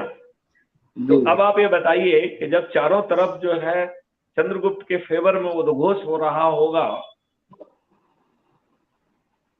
तो जो है जब ये उसको दिखाएंगे और राजनेताओं से पूछेंगे कि साहब चारों तरफ तो ये माहौल है, आपका क्या कहना है, तो उस राजनेता के पास नजरें नीची करने के अलावा और कोई विकल्प शेष होगा क्या? नहीं, कोई विकल्प शेष नहीं होगा। मैं सर थोड़ा बीच में बोलूं क्या? नहीं, मैं आपको अभी लॉजिकल उस पर लेके जा रहा हूँ, फिर उसके बाद आप बोलिए ना, क्योंकि एक क्योंकि मैं कंप्लीट नहीं करूंगा तो फिर आपको मेरे बीच में बात काट के दबाव देना होगा, तो मजा नहीं आएगा। नहीं नहीं, कोई नहीं सर, आप पूरा आपकी अपना पूरी कंप्लीट कीजिए पहले। एक मिनट, मुझे थोड़ा सा लॉजिकल ले जाने दीजिए। आपको आनंद आएगा कि आपके जितने भी प्रश्न हैं वो शायद उसमें अपने आप कवर हो जाएंगे। मैं उनको धीमे से सभी प्रश्न को कवर करने की कोशिश करूंगा, और फिर यदि नहीं हो तो लास्ट में आप उनको पूछिएगा जिसका मैं जवाब दूंगा, ठीक है ना? तो अब एक समस्या बचती है कि हमारे लोग गरीब हैं और ये लोग दारू बांटते हैं, साड़ी बांटते हैं और पैसे बांटते हैं। तो मैथिली शरण गुप्त ने इसका भी एक इलाज निकाला हुआ है। उन्होंने कहा कि भाई साहब, जैसे कि अपन ने उसमें कहा था कि जाके इनकी गाड़ी में बैठना और आराम से एंजॉय करना, इसमें भी मैथिली शरण गुप्त ऐसी उल्टी बात कह रहे हैं। वो कह रहे हैं कि भाई साहब, हम आपको एक सॉफ्टवेयर भेज रहे हैं, वो सॉफ्टवेयर से चीजें सीधे रिकॉर्ड होकर सर्वर पे पहुंच जाएंगी, और वो चुनाव के जस्ट पहले जो है वो सॉफ्टवेयर सभी जो है ना हमारे सदस्यों के पास पहुंचने की व्यवस्था हम करेंगे, वो पहुंच जाएगा, राइट? अब अपने सदस्यों से कहा जा रहा है कि भाई साहब, इस बार आपके जो नेताजी आएंगे तो उनको एक फर्स्ट क्लास जो है ना खाट बाट बिछा के, दरी वरी बिछा के, लगे तो उनको पानी पिलाइए और चाय पिलाइए, और फिर उनसे नेगोशिएशन करिए कि भाई साहब, महंगाई बहुत बढ़ गई है, अब 500-2000 रुपए से काम नहीं चलेगा, अब मुझे 15,000 और 20,000 रुपए चाहिए। यदि आप साड़ी बांट रहे हो तो एक साड़ी से काम नहीं चलेगा, 12 साड़ी चाहिए। यदि आप जो है शराब बांट रहे हैं तो एक बोतल से काम नहीं चलेगा, 20 बोतल चाहिए। और ये काम वो जो है अपने राष्ट्रीय प्रेसिडेंट के आदेश के तहत कर रहा है, तो ये बात कहने की जरूरत नहीं है कि जो उसको इंक्रीज फायदा मिल रहा है वो उसके प्रेसिडेंट के कारण मिल रहा है। तो वोट तो चंद्रगुप्त को ही जाना है, क्योंकि राष्ट्रीय अध्यक्ष वोट तो चंद्रगुप्त को ही देने के लिए कहने वाले हैं, राइट? जी जी जी। अब जो है इस व्यवस्था के तहत जब जो है वो नेगोशिएशन चल रहा होगा, वो सब चीज रिकॉर्ड होके सर्वर पे चली जाएगी। तो मैथिली शरण को मालूम है कहां पे कहां इन लोगों ने दुष्टता की है, उसके सब रिकॉर्ड, सब साक्ष्य मैथिली शरण गुप्त के पास होंगे। जी जी जी। मेरिट से जो है, अब बताइए, देखिए हमारा काम कितना आसान है। बाकी लोग पसीना बहा रहा है, किसको टिकट देना है, किसको नहीं देना है, किससे कितने नोट लेना है, किसी को कितने नोट नहीं लेना है। मैथिली शरण गुप्त का जो है ना कितना सरल काम है कि सीधा मेरिट लिस्ट से 230 पे लाइन खींची और कहा कि भाई साहब लो ये टिकट है, और आपको टिकट मिल गया, राइट? अब देखिए दूसरे किस्त में जब फाइनल लिस्ट बनेगी, जिस दिन आप अपनी वोटिंग देंगे उसकी रात में जो है ना वो फाइनल लिस्ट बनेगी, वो भी यही मेरिट लिस्ट है, क्योंकि इस दौरान जो आप अधिक लोगों को जोड़ेंगे तो मेरिट लिस्ट में आपका स्थान बदल जाएगा। और जो अब नई मेरिट लिस्ट में नंबर 1 पे होगा वो मुख्यमंत्री होगा, जो दूसरे और तीसरे नंबर पे होगा वो उप मुख्यमंत्री होगा, जो 35 और 40 में आ जाएगा वो मंत्री हो जाएगा। और ये लिस्ट जो है पब्लिश कर दी जाएगी जिस दिन आपकी मतदान हुआ है, मतगणना नहीं, मतदान के समय। और उसको कहा जाएगा कि आप जीतने वाले तो हो ही, इस बात तो भूल जाइए कि जीतना तो आपको है ही है। तो जितने लोगों को ये लिस्ट बताई जा रहे हैं, आप लोग जो है जैसे ही जो है ना घोषणा हो जाती है, आप जो है तत्काल इतने बजे जो है वो आप राजभवन में पहुंच जाइए शपथ लेने के लिए। और आप कहें, और ये शपथ में किसी को नहीं इनवाइट किया जाएगा, ये शपथ लाइव टेलीकास्ट होगी, तो पूरा देश और पूरा विश्व से जो है लाइव टेलीकास्ट के तहत देखेगा। तो राजभवन में या कहीं पे कोई व्यवस्था भी नहीं करना है, बिना व्यवस्था के शपथ हो जाएगी। और उसके बाहर निकलते ही कैबिनेट की बैठक होगी, जिसमें एक ऑर्डिनेंस पास किया जाएगा कि जो इन्होंने फ्रीबी दारू साड़ी बांटी है, ये जघन्य अपराध घोषित करके रात में उनको पुलिस जैसे इमरजेंसी में जो ना नेताओं को पकड़ के बंद करती थी ना, ऐसे ही ये सब दुष्ट लोग इस जघन्य अपराध के तहत बंद कर दिए जाएंगे। ये हमने एक खाका खींचा है, तो जितने इनकी नेगेटिव चीजें थी वो नेगेटिव चीजें हमने सब समेट ली हैं। शपथ के दौरान हमने एक बात आपको नहीं बताई थी कि वो पोलिंग बूथ में जाकर जब बटन दबा रहा है तो वो पेपर ट्रेल को देखेगा। यदि पेपर ट्रेल उसके चंद्रगुप्त इंजीनियर घनश्याम की है, तो वो इंजीनियर तो जो है वो इसका एक शपथ पत्र बनाएगा कि मैंने ये दिया, मैं फलाना फलाना हूं, मैंने अपने चंद्रगुप्त इंजीनियर घनश्याम जी को वोट दिया, और जो पेपर ट्रेल निकली है वो भी घनश्याम जी की ही थी। तो आप कहेंगे भाई साहब इसमें शपथ पत्र की क्या जरूरत है? क्यों?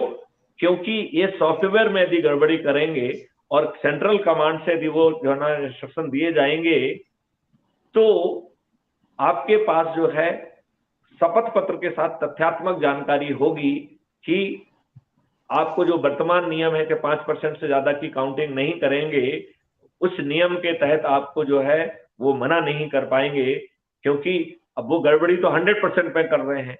यदि 5% में अकेली काउंटिंग कर पाओगे तो जो बचे हुए जो 95% है उसमें तो वो जीत ही जाएंगे। लिहाजा इस शपथ से हम काउंटिंग वाली एरर, जो टोटलिंग एरर है, उसको एड्रेस करेंगे।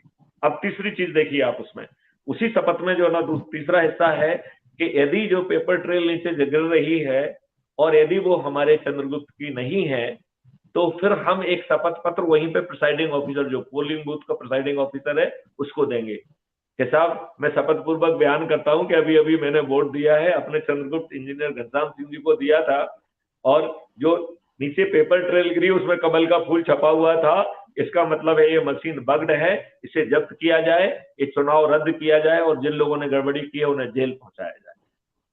अब और इसको भेजने के पहले वो फोटो लेके इसी ऐप पर अपलोड कर देगा, तो यदि 9 बजे उसने वोट डाला है तो 9:01 पे वो जानकारी हमारे पास होगी, और हमारी टीम उसके जो है ना ऑलरेडी जो है प्रिंट आउट निकाल के कोर्ट में हमारे आदमी पहले से ही खड़े होंगे, क्योंकि हमें मालूम है ये सब होने वाला है।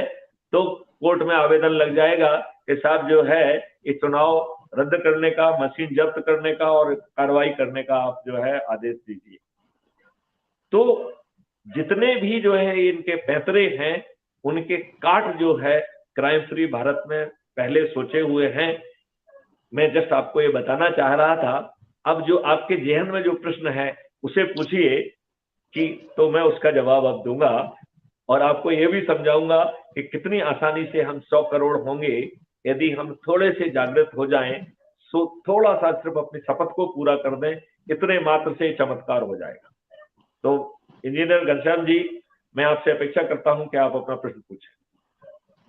हाँ सर, नहीं मैं बिल्कुल सेटिस्फाई हूँ, बस थोड़ी सी छोटी छोटी क्वेरी है कि मैं बस क्वेरी का सुझाव है कि जैसे अगर हम किसी भी एक विधानसभा सीट को या एक पंचायत को भी अगर क्राइम मुक्त कर देंगे ना, तो वो एक पायलट ऐसा कुछ होना चाहिए कि कम से कम आप कोई एक सीट को क्राइम मुक्त करके दिखाएं, तो बहुत सारे ये लोग काम अट्रैक्शन हो जाएंगे, चाहे वो पंचायत जो आप चुनाव हो। बात कह रहे हैं, ये जो बात आप कह रहे हैं, ये मूर्खतापूर्ण बात है। कि ये क्यों मूर्खतापूर्ण बात है कि पहले अंडा आएगा कि पहले मुर्गी आएगी?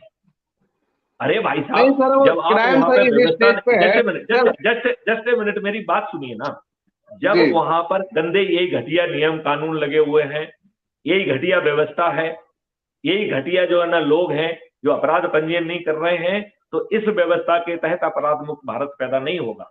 जो भारत मुक्त की जो 5 सर्टेनिटी हैं, जब आप उनको जमीन पे उतार देंगे कि बिना थाने जाए FIR दर्ज होना, 15 दिन में बिना जो है ऐसे अकाट साक्ष्यों को इकट्ठा कर किया जा सकेगा जो आज पुलिस सोच भी नहीं सकती है। जब तक वीडियो बेस्ड ट्रायल सिस्टम के माध्यम से 3 दिन से 30 दिन के अंदर न्याय नहीं मिलेगा, जब तक जो है क्राइम फ्री भारत के चौथी सर्टेनिटी के तहत डिजिटल चित्रगुप्त जो है अपराधी को जब अपराध करने निकलेगा तो अपराध करने के पहले गिरफ्तार करने की उसकी औकात होगी। जब तक 5वीं सर्टेनिटी के तहत जब अपराधी का पेट खाली होगा तो उसे जाके रिहैबिलिटेट कर दिया जाएगा, तब आपका जो है कोई भी क्षेत्र जो है अपराध मुक्त होगा। ये अपराध मुक्त जो है ना ऐसे नहीं होगा, हवा में नहीं होगा। आज की दुष्ट व्यवस्था और दुष्ट इकोसिस्टम के तहत ये आपका दुस्साहस होगा यदि आप कहोगे कि मैं एक पंचायत को, आप एक गांव को नहीं कर सकते, पंचायत तो बड़ी होती है। तो सर क्या हम पार्लियामेंट में मेजोरिटी, पार्लियामेंट में हमारी मेजोरिटी होगी तब हम कोई रूल चेंज कर पाएंगे क्या?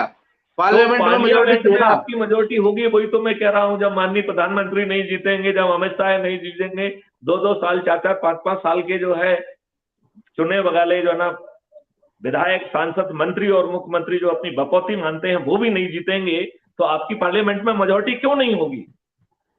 तो आपको सीधा क्वेश्चन पूछना चाहिए कि आप 100 करोड़ कैसे होंगे, उसका फिर मैं जवाब देता हूं आपको।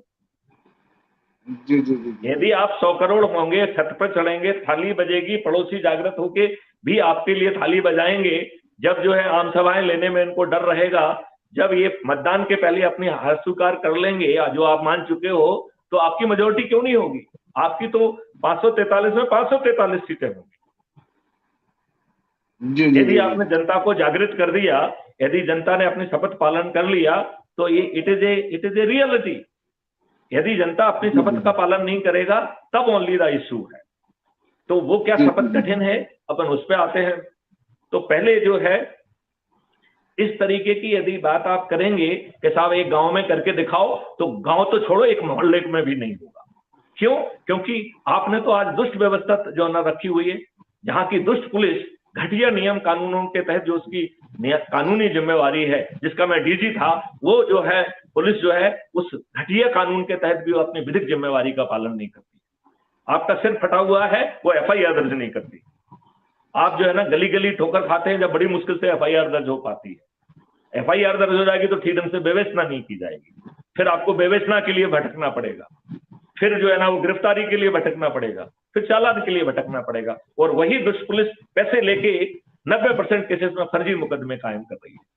तो आप वर्तमान व्यवस्था के तहत एक मोहल्ले को भी जो है ना अपराध मुक्त नहीं कर सकते हैं। इसमें कोई भ्रम नहीं होना चाहिए किसी को। ये बात आप समझ रहे हैं कि नहीं समझ रहे हैं? बिल्कुल बिल्कुल समझ रहा हूं। अटपटी बात करना कि इसी घटिया कानून के तहत बिना किसी अधिकार के आप एक मोहल्ले को भी क्राइम फ्री नहीं कर पाओगे, एक मोहल्ले को। बात समझ रहे हो कि नहीं समझ रहे हो? जी जी जी। लिहाजा ऐसा अतार्किक जो है ना प्रश्न और चिंतन होना चाहिए, और ना ही किसी का यदि कोई ऐसा सुझाव देता है तो उसको यही सख्त जवाब जाना चाहिए। जी जी जी। आप बात समझ रहे हो नहीं समझ रहे हो?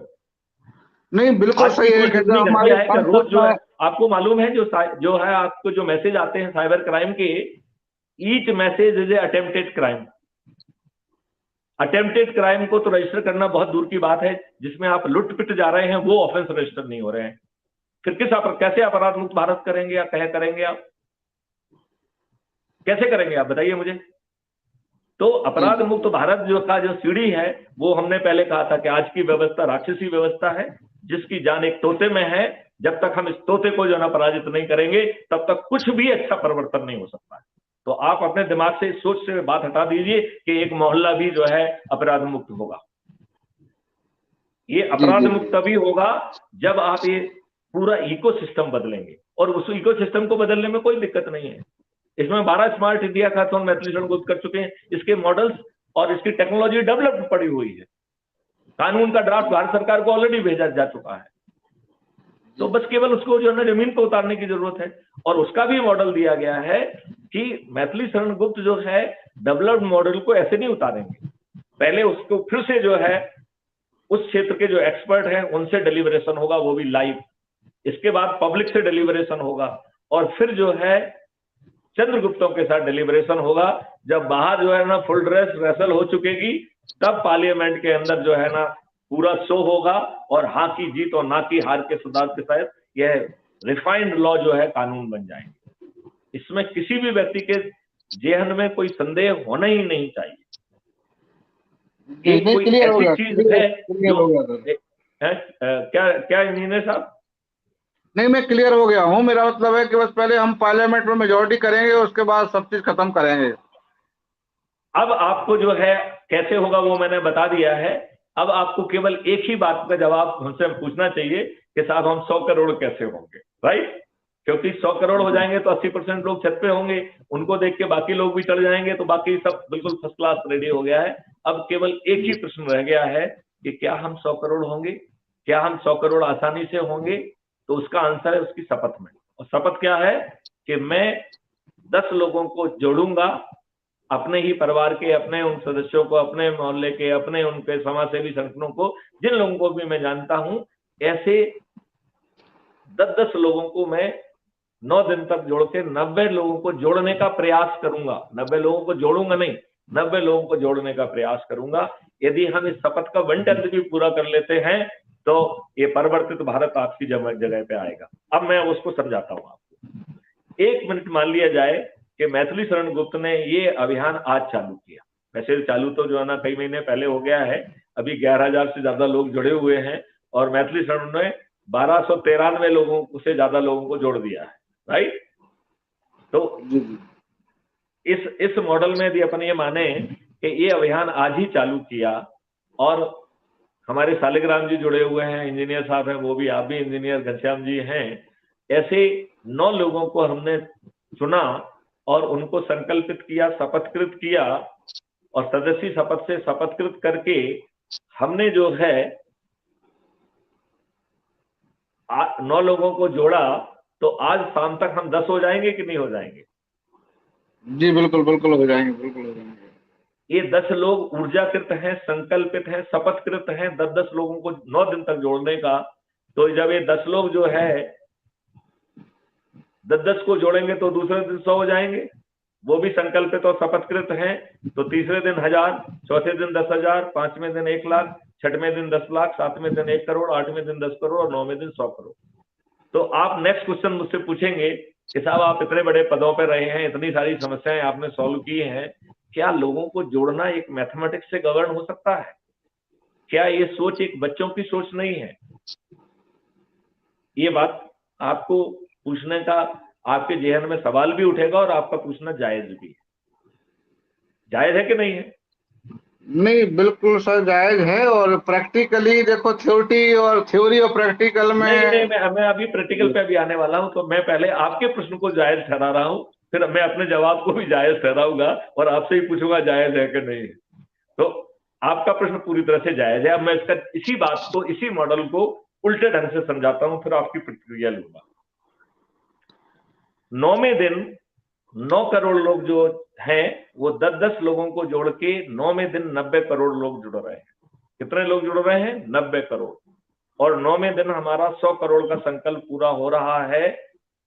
तो आप मुझे बताइए, 90 करोड़ लोग, 100 करोड़ में से 90 करोड़ को किसी को नहीं जोड़ना है, केवल खुद को जुड़ जाना है। 90% लोगों को, एक भी व्यक्ति को नहीं जोड़ना है।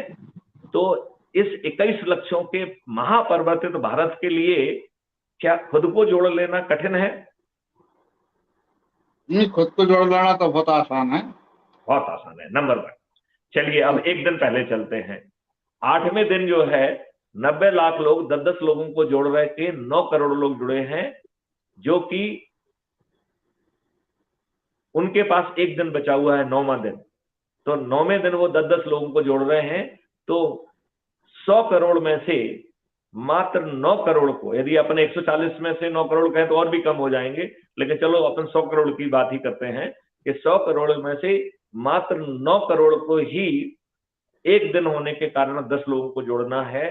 तो इतनी बड़ी आबादी में मात्र 9% लोगों को ही 10 लोगों को जोड़ना क्या कठिन है? 4-5 सदस्य परिवार के होगा, 1-2 पड़ोसी होगा, एक आध रिश्तेदार हो गया, एक आध समाज सेवी, तो 10 लोगों को जोड़ना कठिन है क्या? नहीं कठिन नहीं है सर, आसान है 10 लोग। और आपको बदले में महापरिवर्तित भारत मिल रहा है, जो इन दुष्टों ने आपको 75 साल में नहीं दिया है। तो यदि आपको महापरिवर्तित भारत मिल रहा हो इस भाव में, क्या आपको लगता है महंगा है?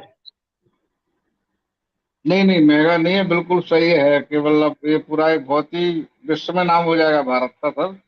अच्छा अच्छा, अब चलिए, तो आपका 99% काम हो गया। चलो अब शुरू में चलते हैं फिर से। तो मैथिली शरण गुप्त ने शुरू किया था, और मैथिली शरण गुप्त के पास पूरे 9 दिन थे, तो 10-10 लोगों को जोड़ने का संकल्प था। तो केवल एक व्यक्ति को, मैथिली शरण एक व्यक्ति को 90 लोगों को जोड़ना था, केवल एक व्यक्ति को, जिसने 1290 से ज्यादा लोगों को ऑलरेडी जोड़ दिया है। तो एक व्यक्ति को ही 90 लोगों को जोड़ना था। जी जी जी। क्या कठिन था ये?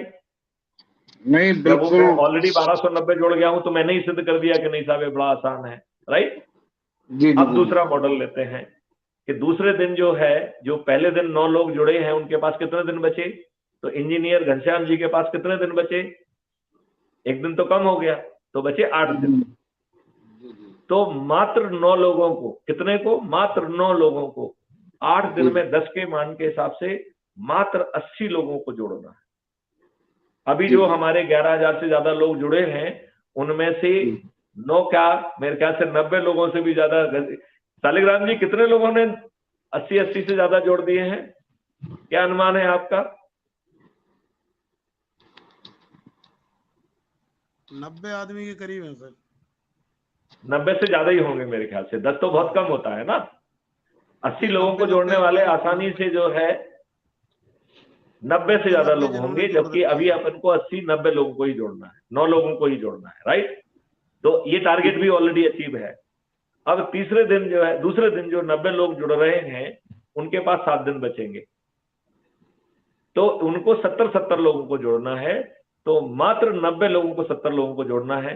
तो घनश्याम जी, क्या हमारे 90 लोगों ने 70-70 तो जोड़ लिए होंगे मेरे ख्याल से? क्या अनुमान है आपका? जोड़ लिए होंगे सर। नहीं नहीं, अभी जो अपने 1100 से ज्यादा लोग हैं, 1200 के लेवल लोग हैं, उनमें 90 लोगों ने क्या 70-70 लोग नहीं जोड़े हैं? जोड़े हैं सर। जोड़े हैं, करेक्ट। तो अब जो है अपन और आगे बढ़ते हैं। तीसरे दिन जो है, जो 900 लोग जुड़ रहे हैं उनके पास 6 दिन बचे, तो उन्हें 60-60 लोगों को जुड़ना है। अब ये आंकड़ा शायद मेरे ख्याल से अभी हमारे पास 900 लोग नहीं होंगे जिन्होंने 60-60 को जोड़ लिया होगा, कि हो गए हैं शालिग्राम जी? 60 से तो ऊपर हो गए सर, 200 के आसपास होंगे। नहीं नहीं, 900 से ज्यादा है क्या 60-60 लोगों को जोड़ने वाले? नहीं, अभी 900। चलो इसके आसपास हम पहुंच गए हैं। तो 3 दिन का तो आंकड़ा अपन ने पूरा कर लिया है। अब चौथे दिन जो है 9,000 लोग जुड़ रहे हैं और दिन बच रहे हैं 5। तो अभी जो है ना, यदि घनश्याम जी आ जाएंगे तो अच्छी बात है, आ गए हैं शायद।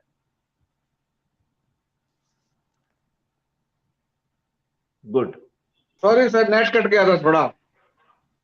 जी नमस्कार। जी सर, तो नेट थोड़ा मैंने नेट कहा, कट गया था, कोई बात नहीं। हाँ कोई बात नहीं, मैंने कहा कि तीसरे दिन तक तो हम लोग पहुंच गए हैं, आज की डेट में भी उससे ज्यादा लोग जुड़ चुके हैं। अब बचे चौथे दिन में।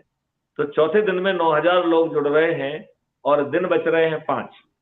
तो 9,000 लोगों को 50-50 लोगों को जुड़ना है। तो अभी हम जो है चौथे दिन में चल रहे हैं, क्योंकि हमारे लोग उस एनर्जी से लोगों को जोड़ने का जो उनका शपथ है उसको पूरा नहीं कर रहे हैं। क्योंकि यदि वो एक आदमी को भी जोड़ेंगे तो हम 11,000 जुड़ेंगे, और हम जुड़ रहे हैं मुश्किल से 50, 40, 30, 100, ज्यादा से ज्यादा। तो ये प्रॉब्लम है शपथ का पूरा ना करना। यदि 11,000 लोग 10 को छोड़ो, यदि एक को भी जोड़ देंगे तो हम दूसरे दिन 22 हो जाएंगे, तीसरे दिन जो है ना हम 44 हो जाएंगे, चौथे दिन हम 88 हो जाएंगे, पांचवें दिन हम 1 लाख जो है ना हो जाएंगे। तो यदि हम एक एक भी जोड़ दें तो समय ज्यादा लग सकता है, लेकिन 1 महीने में तो वो भी हो जाएगा। हो जाएगा कि नहीं हो जाएगा? जी जी बिल्कुल हो जाएगा। हमारे एक साथी हुआ करते थे नरेंद्र सिंह जी, वो हमेशा मुझसे कहते थे कि सर आप ये 9 दिन कहते हो, आप मत कहा करिए। तो मैंने क्यों नहीं कहा करेंगे? बोले सर देखिए 5 महीने से ज्यादा हो गए हैं, हम 11,000 पे अटके हुए हैं, तो हम क्यों कहते हैं? तो मैंने कहा रे दुष्ट मेरी बात सुन, मैंने अब उनको दुष्ट कह के संबोधित किया। ये दुष्ट संबोधन बहुत महत्वपूर्ण है। तो मैंने कहा, रे दुष्ट, आप मुझे एक चीज बता कि 100 मीटर से छोटी कोई और रेस होती है क्या? बोले नहीं साहब, नहीं होती है। तो मैंने कहा कि 100 मीटर की रेस में यदि तेरा जैसा दुष्ट खड़ा होगा, जो अपनी जगह पे जो है ना थम के खड़ा हुआ है और पैर आगे नहीं निकाल रहा है, 100 मीटर जैसी छोटी रेस को दूरी को तय करने के लिए तुझे कितने हजार वर्ष लगेंगे, ये बता। तो ये प्रॉब्लम मॉडल की नहीं है, ये प्रॉब्लम हमारी निष्क्रियता की है, ये प्रॉब्लम हमारी दुष्टता की है, ये प्रॉब्लम हमारी इतना बड़ा चीज आपको मिल रहा है और वो भी मुफ्त में मिल रहा है, आपको कुछ नहीं करना पड़ रहा है, आपको ना चक्का जाम करना पड़ रहा है, ना लाठियां खाना पड़ रही है, ना कोई आंदोलन करना पड़ रहा है। और यदि आप इसको ठीक ढंग से कर लेंगे तो चुनाव हो चाहे ना हो, 10वें दिन जब 100 करोड़ लोग छत पर चढ़ के थाली बजाएंगे तो माननीय नरेंद्र मोदी की आज औकात नहीं होगी कि जिन समस्याओं की उनकी पदी जिम्मेवारी होगी उसे वो अनसुना कर दें, ये उनकी औकात नहीं होगी। ये बात सही है कि नहीं घनश्याम जी? बिल्कुल बिल्कुल 100% सही है सर। प्रॉब्लम मॉडल की है या प्रॉब्लम दुष्टता की? हाँ, वो निष्क्रियता की है। जो अगर हम निष्क्रिय रहेंगे तो मॉडल क्या करेगा, उसके हिसाब से अकॉर्डिंगली चलेंगे। अब आप तो ये बताइए कि क्या हमें निष्क्रिय होना चाहिए जब आपको 5 पैसे लग नहीं रहे, आपको कोई गलत काम करने के लिए कहा नहीं जा रहा है, आपको किसी को पिटीशन नहीं देना है, आपको चक्का जाम नहीं करना है, आपको किसी का पुतला नहीं जलाना है, आप इस आज की अंग्रेजों की दुष्ट पुलिस के द्वारा भी ना तो वो आपको डंडे मारने की स्थिति है, ना आपके खिलाफ झूठे मुकदमा करने की स्थिति में है। किसानों के आंदोलन में तो इन्होंने 800 किसानों को मार डाला था, और इतने दुष्ट हैं कि केंद्रीय गृह राज्य मंत्री के लड़के ने अपनी एसयूवी किसानों के ऊपर चढ़ा दी और 4 किसान मर गए। और आज भी वो व्यक्ति केंद्रीय गृह राज्य मंत्री के रूप में ही स्थापित है, ब्रजभूषण जैसा, है क्या नहीं है? जी जी जी बिल्कुल। तो जब आपकी रिस्क 0 है और गेन 100% है, और ऐसा कमिटमेंट आज तक आपने किसी ने किसी को दूसरे को करते दिखा है क्या? कोई ऐसे मॉडल लेके आया है क्या? बाकी दूसरे लोग तो फ्री भी दारू और ये सब बांटने वाले रहे हैं। तो इतनी चीज आपको मिल रही है, तो क्या हमें ये दुष्टता करने का हक है?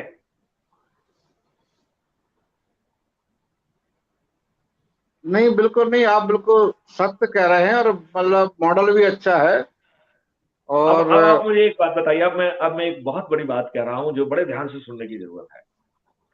ये महापरिवर्तन जो है अब कह रहा है कि देखो मैं तुम्हारा दरवाजा खटखटा रहा हूं, यदि तुम नहीं जाओगे तो मैं वापस लौट जाऊंगा और आकाशवाणी करूंगा कि रे दुष्टो, मैं तो तेरे को महापरिवर्तित करने आया हुआ था, लेकिन तू इतना दुष्ट और निष्क्रिय व्यक्ति है, अभी तेरे पाप का घड़ा नहीं भरा है।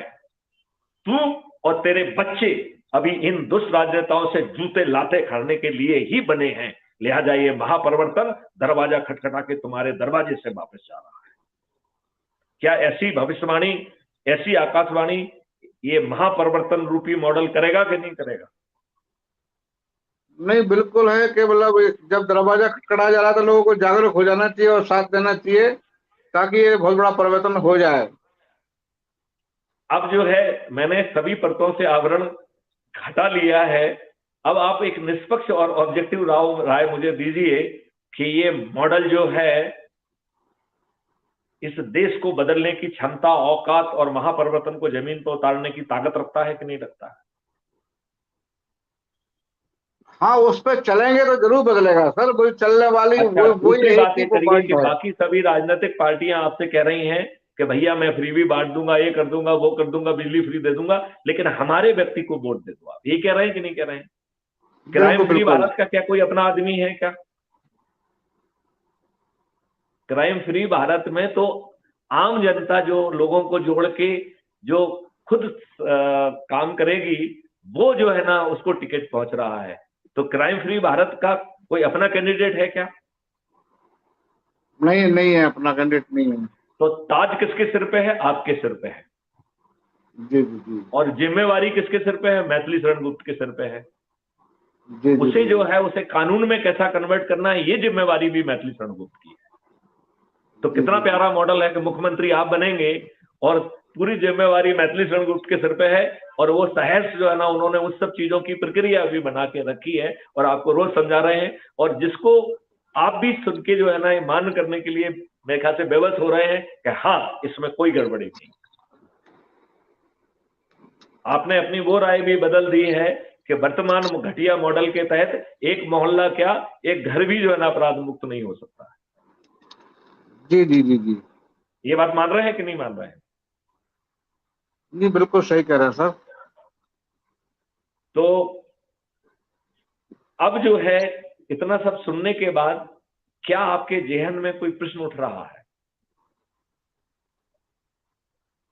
सर महाराज, ये दिस इज माय फर्स्ट मुलाकात है आपके साथ, और आपने जितना भी एक्सप्लेन किया है बिल्कुल सही किया है।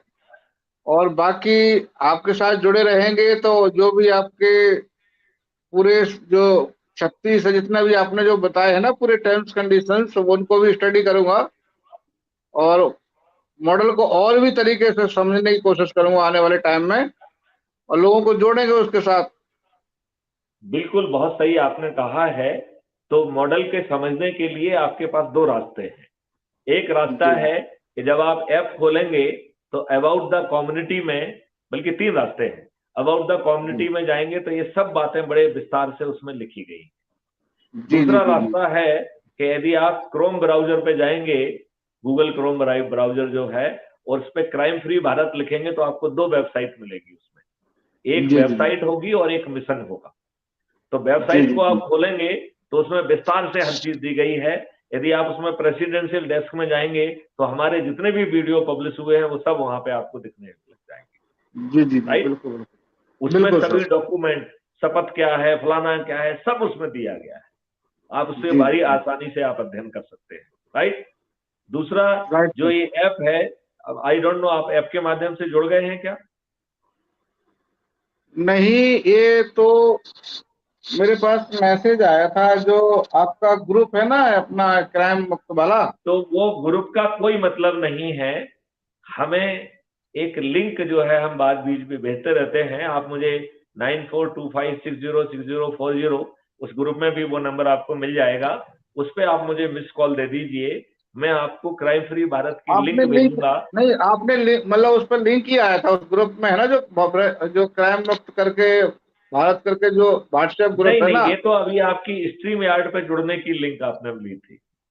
अभी हम कह रहे हैं क्राइम फ्री भारत ऐप को डाउनलोड करने की। तो उसके दो तरीके हैं। एक तरीका तो ये है कि हमें मिस कॉल दे दीजिए और आप जो है हम उस पर आपको लिंक भेज देंगे, उससे आप ऐप डाउनलोड करिए, अपना फोटो डालिए, अपना नाम लिखिए, अपने बारे में लिखिए, और पिन कोड डाल के जब आप उसे सबमिट करेंगे तो आप क्राइम फ्री भारत के प्रॉपर सदस्य बन जाएंगे। राइट? एक तो जी जो जी है जी ये तरीका है उसका। राइट? दूसरा जी जी तरीका जी ये है कि यदि क्राइम फ्री भारत पर आप जो है ब्राउजर पे, क्रोम ब्राउजर पे जब क्राइम फ्री भारत लिखेंगे तो आपको दो जो है ना चीजें मिलेंगी। एक क्राइम फ्री भारत की वेबसाइट मिलेगी, उसके माध्यम से भी आप ऐप पर पहुंच सकते हैं। उसमें हेडिंग भी है, ज्वाइन भी लिखा हुआ है। तो that is the second route. फिर तीसरा रूट है जो एकदम सीधा है, उसमें क्राइम फ्री भारत मिशन लिखा है और ये primetrust.com के द्वारा उसे वहां पे अटैच किया गया है। तो आप ये देखेंगे जब आप उस क्राइम फ्री भारत मिशन पे क्लिक करेंगे तो सीधा ऐप ही खुल जाएगा। जी जी जी तो इन तीन तरीके में से जो तरीका आपको सबसे आसान लग रहा है उसमें आप क्राइम फ्री भारत जो है ना को जो है समझने की कोशिश करिए। अब आपको मटेरियल एक तो वेबसाइट पे मिल जाएगा, दूसरा इस ऐप में अबाउट द कम्युनिटी जो ऊपर टॉप में लेफ्ट में होता है उसमें पूरा मटेरियल दिया गया है, और तीसरा crime free Bharat YouTube channel है जिसमें 3900 से ज्यादा हमारे वीडियोज हैं जो बता रहे हैं कि 21 लक्षों के महापर्व जो है ना मॉडल कैसे है। उसमें एक बड़ा क्रांतिकारी मॉडल है कि कैसे पार्टी विहीन प्रजातंत्र आएगा, कैसे खर्च विहीन चुनाव होगा, जहां खर्च करना अपने आप में एक अपराध होगा, खर्च करना अपराध होगा, जहां 1 to 1 जो है ना कांटेक्ट करना, canvassing is prohibited and will be an offence. क्यों? क्योंकि आप 1 to 1 में जाके क्या कहना चाहते हो?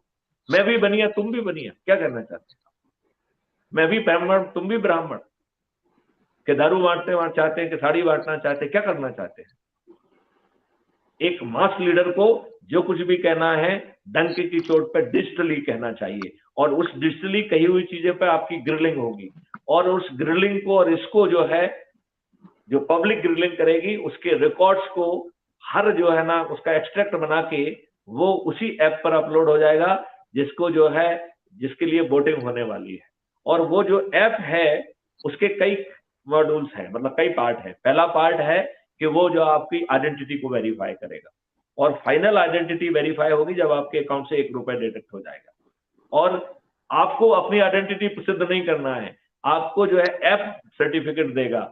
वो कहेगा, engineer Ghanshyam ji, I have deducted 1 rupee successfully. I have checked on all other your dimension. I hereby certify that you are engineer Ghanshyam ji. तो आपको जो है ना ऐप को सिद्ध करने की बजाय ऐप आपको सिद्ध कर रहा है कि आप भैया घनश्याम सिंह जी ही हैं।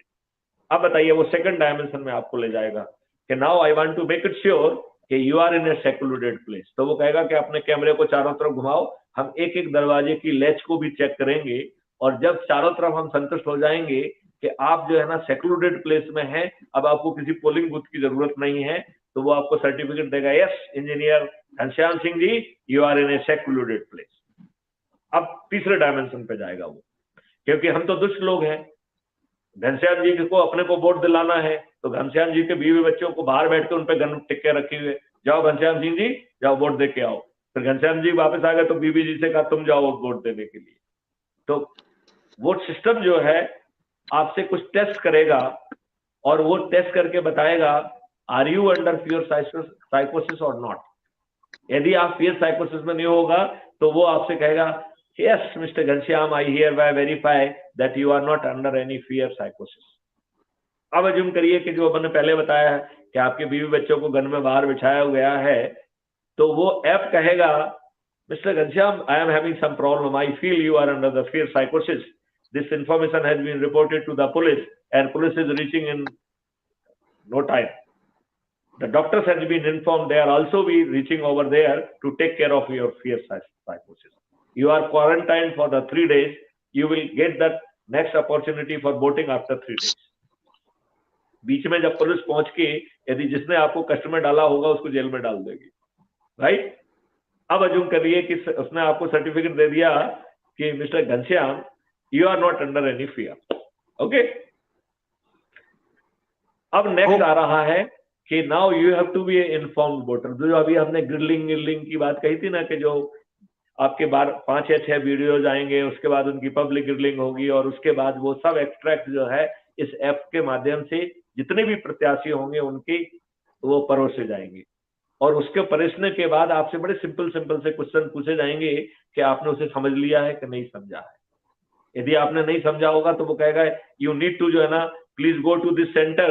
वहां पे आपको लोग समझा देंगे कि भैया ये हर कैंडिडेट ने क्या कहा क्या नहीं कहा, और आपको वो तैयार कर देंगे, और फिर आके आप दोबारा टेस्ट दे देना। तो जब आप पास हो जाएंगे तो वो कहेगा, mister Ghanshyam, you are passed in proving that you are a informed voter. Now I am opening a voting window for you. जब आप अपना बटन वोट दे देंगे तो वो आपको कॉन्ग्रेचुलेटरी मिस्टर मैसेज देगा, mister engineer Ghanshyam Singh ji, Ghanshyam you have voted and I hereby certify कि आपने किसको वोट दिया। क्यों? क्योंकि that your voting is secret to others, it is not secret to you. तो आपके पास बाकायदा सीट छप्पा लगा हुआ सर्टिफिकेट पहुंचेगा कि आपने वोट किसको दिया। Do you agree? It is a secret vote to the others. दूसरों को नहीं मालूम होना चाहिए कि आपको किसने वोट दिया, आपने किसको वोट दिया, लेकिन आपको तो मालूम होना चाहिए ना, यस और नो।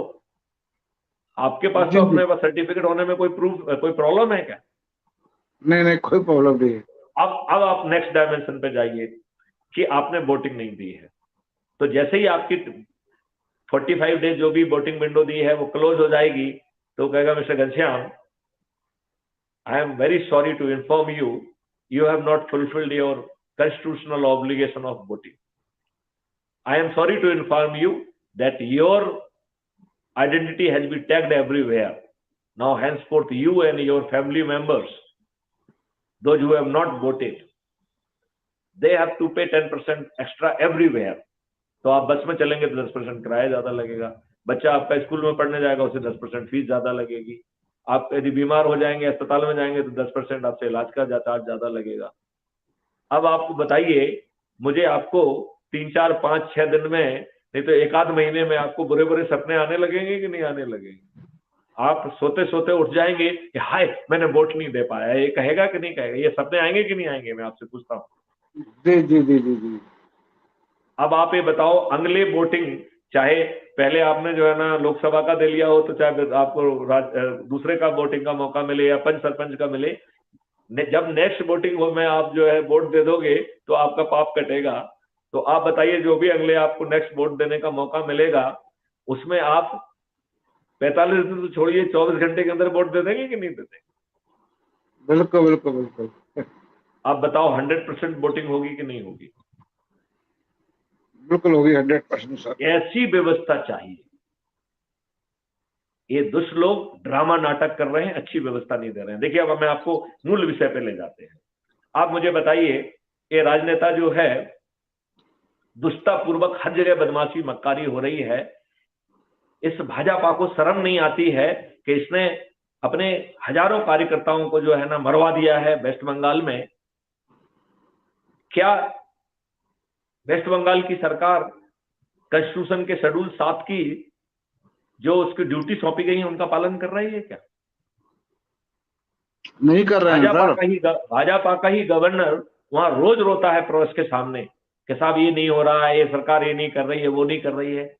मैं महामहिम, दुष्ट महामहिम को कहना चाहूंगा कि भाई साहब दुष्ट महोदय, जब आपको हर महीने में एक रिपोर्ट भेजना होती है कि मेरी सरकार जो है संवैधानिक मशीनरी के हिसाब से चल रही है, तो उसमें सही बात लिख दीजिए कि नहीं चल रही है, और आर्टिकल 356 के तहत उसको डिसमिसल के लिए अनुशंसा कर दीजिए।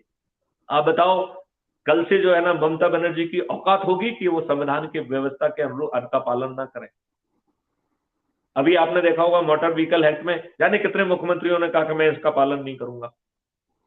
अरे भाई, ये संविधान का उल्लंघन है। आर्टिकल 356 में उड़ जाएंगे आप। एक आर्टिकल 256 भी है कि आपको जो है ना केंद्र सरकार के डायरेक्शंस को मानना होगा। तो केंद्र सरकार को डायरेक्शन ये बात पे नहीं उड़ सकता है हवा में कि साहब आप दूसरे सरकार हैं, आप जो है ना दूसरी पार्टी की सरकार है। आप आर्टिकल 356 का it will be treated a failure of constitutional machinery. तो ये 56 इंच के जो सीने वाले माननीय नरेंद्र मोदी हैं, ये 56 इंच का काम ही नहीं कर रहे हैं। आप बताइए, क्या ये सरकारें मनमाने ढंग से चलेंगी? क्या बना के रखा है इस देश को? इस देश में आपको फंडामेंटल राइट दिया गया है कि nobody will be discriminated on the basis of the caste, creed, race और रिलीजन। इन दुष्टों ने आपको जाति, धर्म सब चीज में बांट के रख दिया है, सिर्फ अपने वोट बैंक के लिए। बांट दिया है कि नहीं बांट दिया है? जी जी जी बिल्कुल। बताइए, बांटा है कि नहीं बांटा है? तो कितने दुष्ट हैं ये राजनेता? कितने दुष्ट हैं ये राजनेता? ये बताइए। मैं आपसे पूछता हूं कि जो जंतर मंतर पे जो ये हमारी बिटियां बैठी हुई थी, जिन्होंने जो है इतनी कठिन परिश्रम से देश को सम्मान लाया, गोल्ड मेडल लाए हैं, उनका वो यौन शोषण हुआ, क्या दिल्ली पुलिस की ये विधिक जिम्मेवारी नहीं थी कि वो जो है ना उनका केस रजिस्टर करे? घटिया नियम कानून के तहत भी उसकी विधिक जिम्मेवारी थी, क्यों नहीं किया उसने पालन? और उसी संविधान के आर्टिकल 311(2) में लिखा हुआ है कि ऐसे लोगों को आप जो है ना समरली डिसमिस कर सकते हैं। तो जो है ना, जो पुलिस वाले जिन्होंने जो है ना अपनी संवैधानिक ड्यूटी का पालन नहीं किया है, वैधानिक ड्यूटी का पालन नहीं किया है, यदि उनमें से 2 या 3 को डिसमिस कर दिया जाता, तो किसी दूसरे पुलिस वाले की हिम्मत होती कि अपना वो कानून का पालन नहीं करता? अभी जो नंगा नाच हो रहा है, पहले उसमें हुआ नूपुर वाले केस में गला काट दिया गया, अभी जो है ना हरियाणा में वैसे ही केस हुआ है। मैं आपको कहता हूं, मैं पिछले 4-5 महीने से, शालिग्राम जी, कितने समय से मैं माननीय नरेंद्र मोदी जी से प्रार्थना कर रहा हूं कि भैया 4 सेक्शन का एक्ट बना दो। कितना समय हो गया शालिग्राम जी? अब तो कंटिन्यू जो है मांग करते रहते हैं, सुनता कौन है? मैं 4-5 महीने से जो है ना माननीय नरेंद्र मोदी जी से रोज प्रार्थना करता हूं कि भाई साहब 4 सेक्शन का एक्ट बना दीजिए। इस देश में एक दंगा वहां करने की औकात किसी की नहीं होगी। इंजीनियर घनश्याम सिंह जी, आपकी भी औकात नहीं होगी। अभी मैं समझाता हूं और आप मानेंगे कि आपकी औकात नहीं होगी। और वर्ड में औकात की बात कर रहा हूं, मैं आपको चैलेंज कर रहा हूं।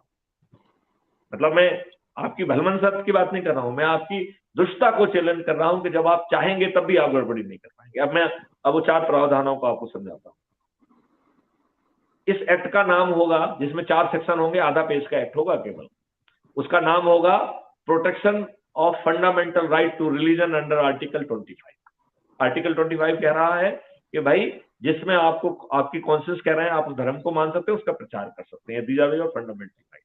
अब बताओ, लाल टीका लगा के बड़े बड़े डकैत दिखने वाले हिंदू, इनको किसने हक दे दिया है कि कहें कि हिंदुस्तान में रहना है तो जय श्री राम कहना होगा?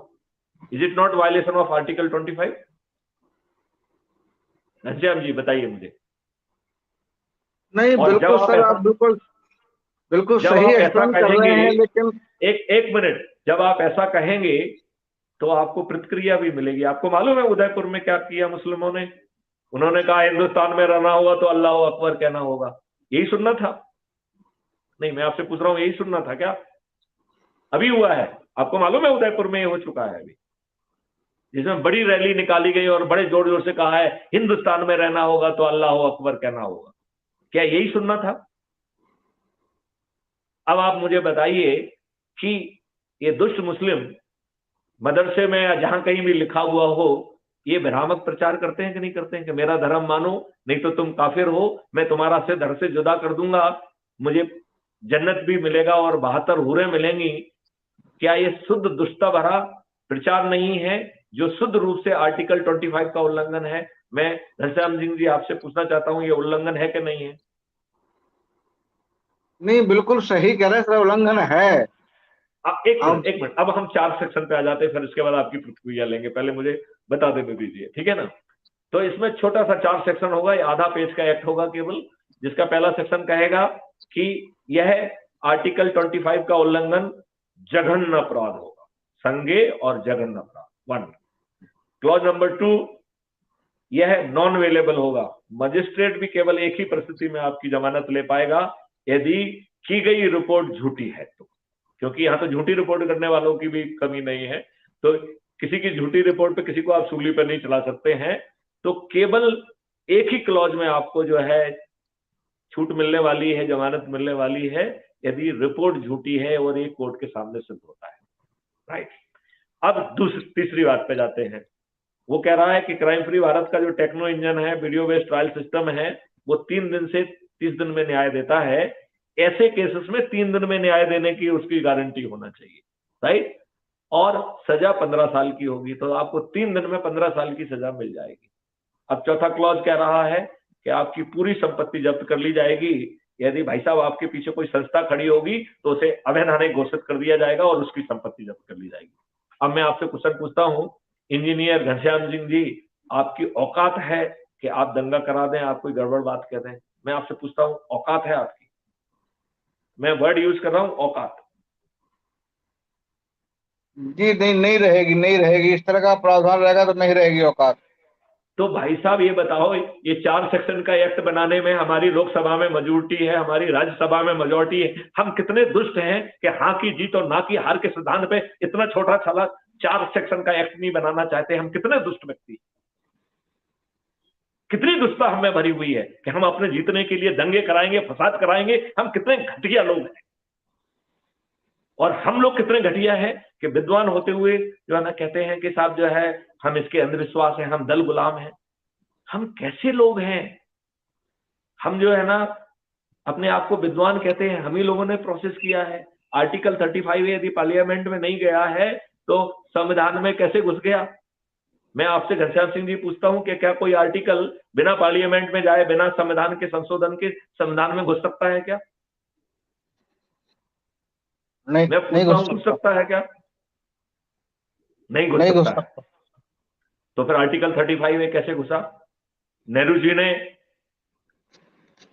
डॉक्टर राजेंद्र प्रसाद के द्वारा 8 पॉइंट लिख के विरोध किया गया कि नहीं साहब ये संवैधानिक नहीं है, और नेहरू जी ने उसका जवाब दिया।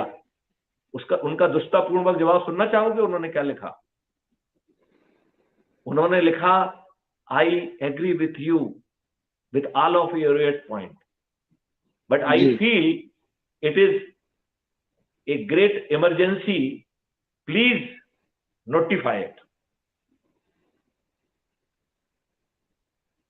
क्या ये पत्र शुद्ध दुष्टता नहीं है और कहीं ना कहीं डॉक्टर राजेंद्र प्रसाद नेहरू से दब नहीं गए हैं? चलो जो भी हुआ, नोटिफिकेशन कर दिया है।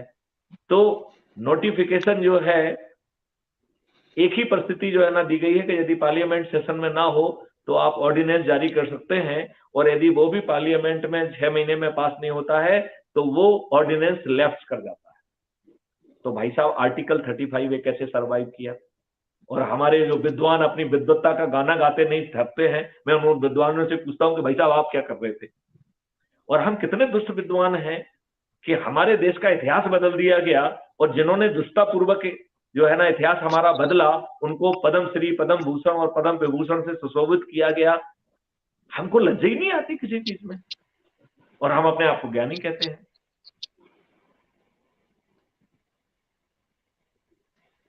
आपको नहीं लगता है कि चाहे वो पॉलिटिकल दुष्टता हो या विद्वत्ता वाली दुष्टता हो, देशभक्ति वाली दुष्टता हो, हम सब लोग दुष्टों का समूह बन गए हैं और हमें अपनी दुष्टता पे लज्जा नहीं आती? आपको ये लगता है कि नहीं लगता है? हाँ, मतलब पूरे मतलब कंक्लूजन है एक तरह का जो आप बता रहे हैं ना कि बाकी देखो में। यार, इंजीनियर घनश्याम सिंह जी, आप बहुत अच्छे इंसान हैं। आप बड़ी सॉफ्ट भाषा में कह रहे हैं कंफ्यूजन है, उसी कंफ्यूजन को मैं दुष्टता कह रहा हूं। हाँ, तो फिर आप बिल्कुल सही विद्वान बात, किस सही बात के बात। हैं? यदि आपको कंफ्यूजन है तो भैया किसी दूसरे से पूछ लो, विद्वान तो ना कहो अपने आप को। सही सही बात। विद्वान, हमें अपने आप को विद्वान कहने का हक है क्या?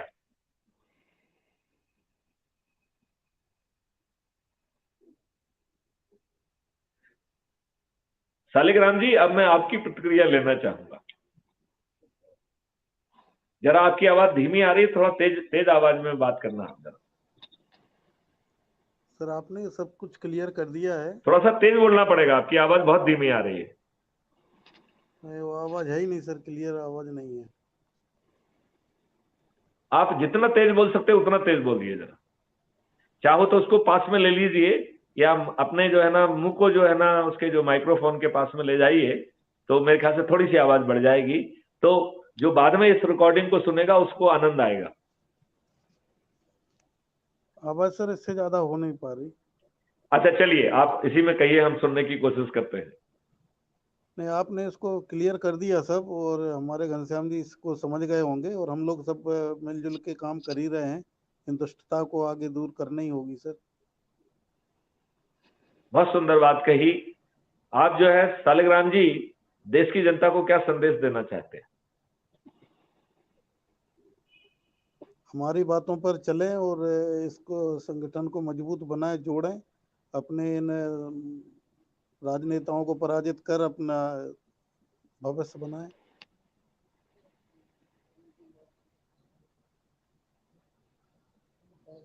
चलिए जो है, अब मैं इंजीनियर शालिग्राम जी से भी अनुरोध करता हूं कि वो भी आम जनता को क्या संदेश देना चाहेंगे।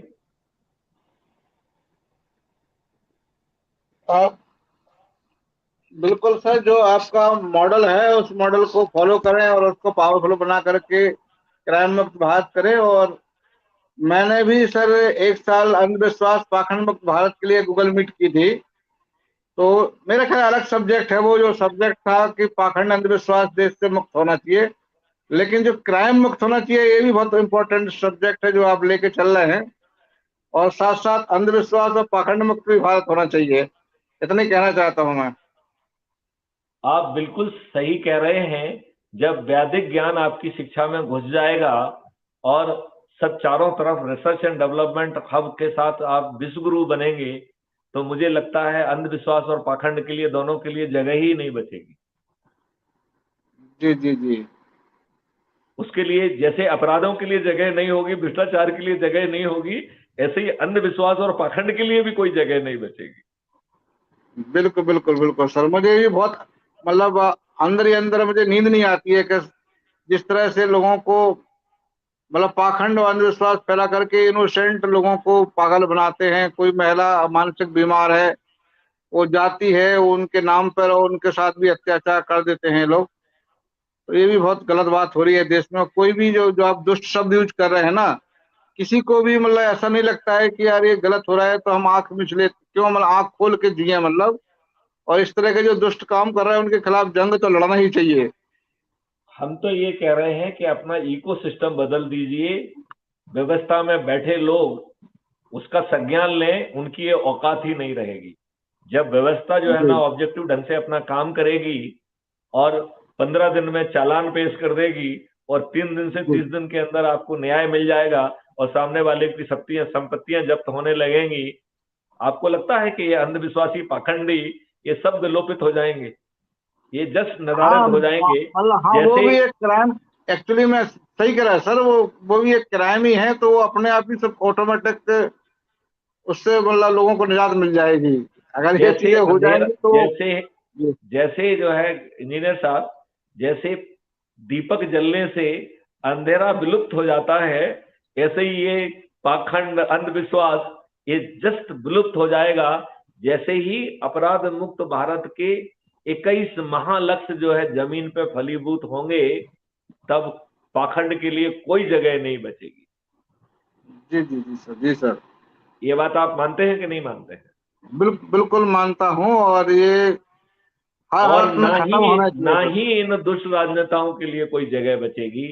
ये दुष्ट राजनेता मतदान के पहले अपनी हार स्वीकार करने के लिए बेबस होंगे और ताज भी आपके सिर पे है। ये दुष्ट राजनेता तो कह रहे हैं कि ये मेरा प्रतिनिधि, ऐसे वोट दे दीजिए। मैथिली शरण गुप्त तो किसी को नहीं कह रहे हैं कि मेरा प्रतिनिधि है। वो तो कह रहे हैं जो इस मॉडल को लेके जाके जन जन तक पहुंचा के अधिक से अधिक लोगों को जोड़ेगा, वो हमारा ऑटोमेटिकली प्रतिनिधि बन जाएगा। तो ये तो फेयर ओपन कंपटीशन है, इसमें हर किसी को बराबर मौके हैं। इंजीनियर घनश्याम बिल्कुल सिंह जी बिल्कुल को सर। भी है और इंजीनियर सालिग्राम जी को भी है और मैथिली शरण सर गुप्त को वो भी है। हमारा सर प्रबुद्ध भारत बन जाएगा, और जिस तरह से जो देश के प्रधानमंत्री कहीं जापान कर्ज मांगने जाएंगे तो हम भी इतने संपन्न या इतने आगे हो जाएंगे कि हमें कर्ज की जरूरत भी नहीं पड़ेगी, हमारे देश को कहीं हाथ फैलाने की जरूरत नहीं पड़ेगी, आपको क्योंकि लोग। मालूम है क्राइम फ्री भारत का एक अपना crime free Bharat money model भी है। जी जी इतना जी पावरफुल है कि हमें किसी भी व्यक्ति से धन की जरूरत नहीं होगी। हम जी जी जी एफडीआई मुक्त भारत होंगे। बिल्कुल बिल्कुल सही फॉरेन बात है। डायरेक्ट इन्वेस्टमेंट होगा ही नहीं, जीरो होगा। और समृद्धि नाचेगी। भारत में कोई गरीब नहीं बचेगा 2029 के बाद। ये दुष्ट लोग जो है ना हमको फ्री भी बांट रहे हैं, हम समृद्धि बांट देंगे, लोग दूसरे लोगों को भीख मांग दे देंगे, लो कितना चाहिए। जैसे कि पहले जो है भारत का जो व्यवसाय होता था वो सोने में होता था।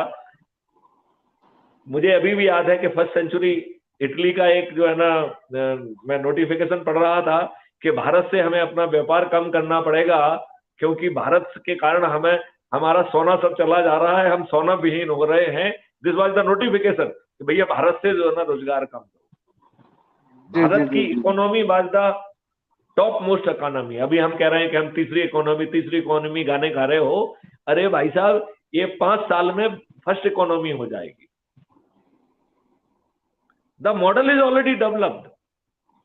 किसी से जी 5 जी जी पैसे नहीं चाहिए, सरकार से भी नहीं चाहिए। अब क्या दिक्कत है? जी जी लेकिन जी एक चीज है, इन दुष्ट राजनेताओं को बिना पराजित किए कुछ भी संभव नहीं है।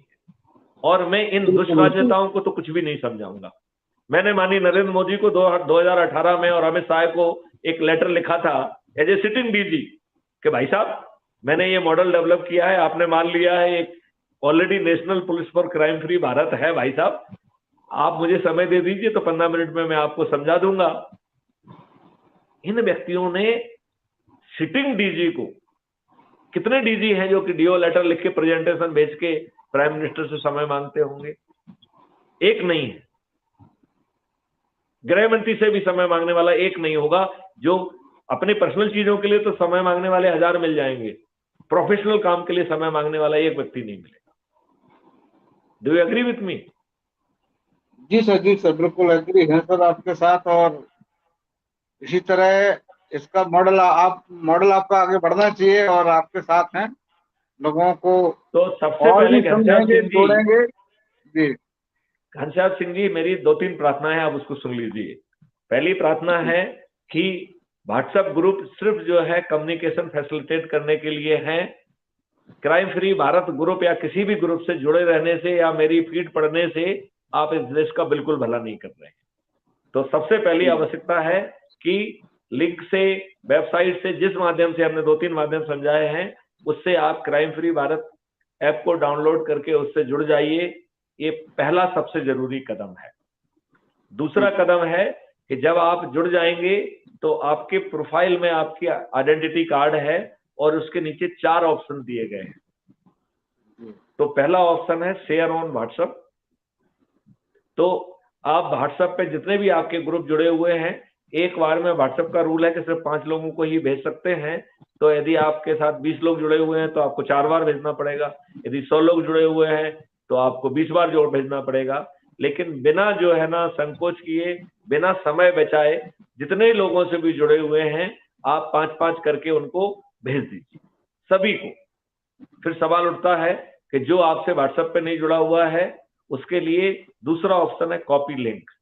उसको पिकअप करिए और उसको एसएमएस से भेज दीजिए। फिर तीसरा ऑप्शन है शेयर ऑन मीडिया। तो आप यदि फेसबुक का यूज करते हैं या किसी दूसरी चीज का यूज करते हैं तो you share it on the Facebook और व्हाटएवर। तो इंस्टाग्राम, फेसबुक, ट्विटर, जो कुछ भी है, तो आप एक एक करके आप उसको भी जो है शेयर कर सकोगे। फिर चौथा ऑप्शन है डाउनलोड द लिंक। जब आप डाउनलोड लिंक करेंगे तो आप उससे आपका जो आइडेंटिटी कार्ड है आपकी फोटो गैलरी में सेव हो जाएगा। अब दूसरा काम जो आपको करना है कि 10 या 15 लोगों की सूची बनाइए या 10 लोगों की ही बना लीजिए जिनसे हर दिन आप बात करिए और उनको जो है जोड़ना है, उनको समझाना है। और उनको समझाने के लिए क्राइम फ्री भारत यूट्यूब में 3900 वीडियोज हैं। तो मेरा मानना है कि आप समझाएंगे तो उसकी आत्मा तक पहुंचने में आपको कई महीने लग जाएंगे। लिहाजा जिस व्यक्ति की आत्मा में वो बैठा हुआ है उसके शब्दों में जब समझाया गया है, उस वीडियो को शेयर करके उस पर चर्चा करके हम ज्यादा अच्छा इम्पैक्ट क्रिएट कर पाएंगे। मानते हैं कि नहीं मानते हैं आप?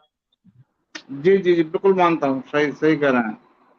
अच्छा, अब इसके बाद जो आखिरी प्रार्थना है कि अपने इसमें जो है ना 21 विधाएं हैं।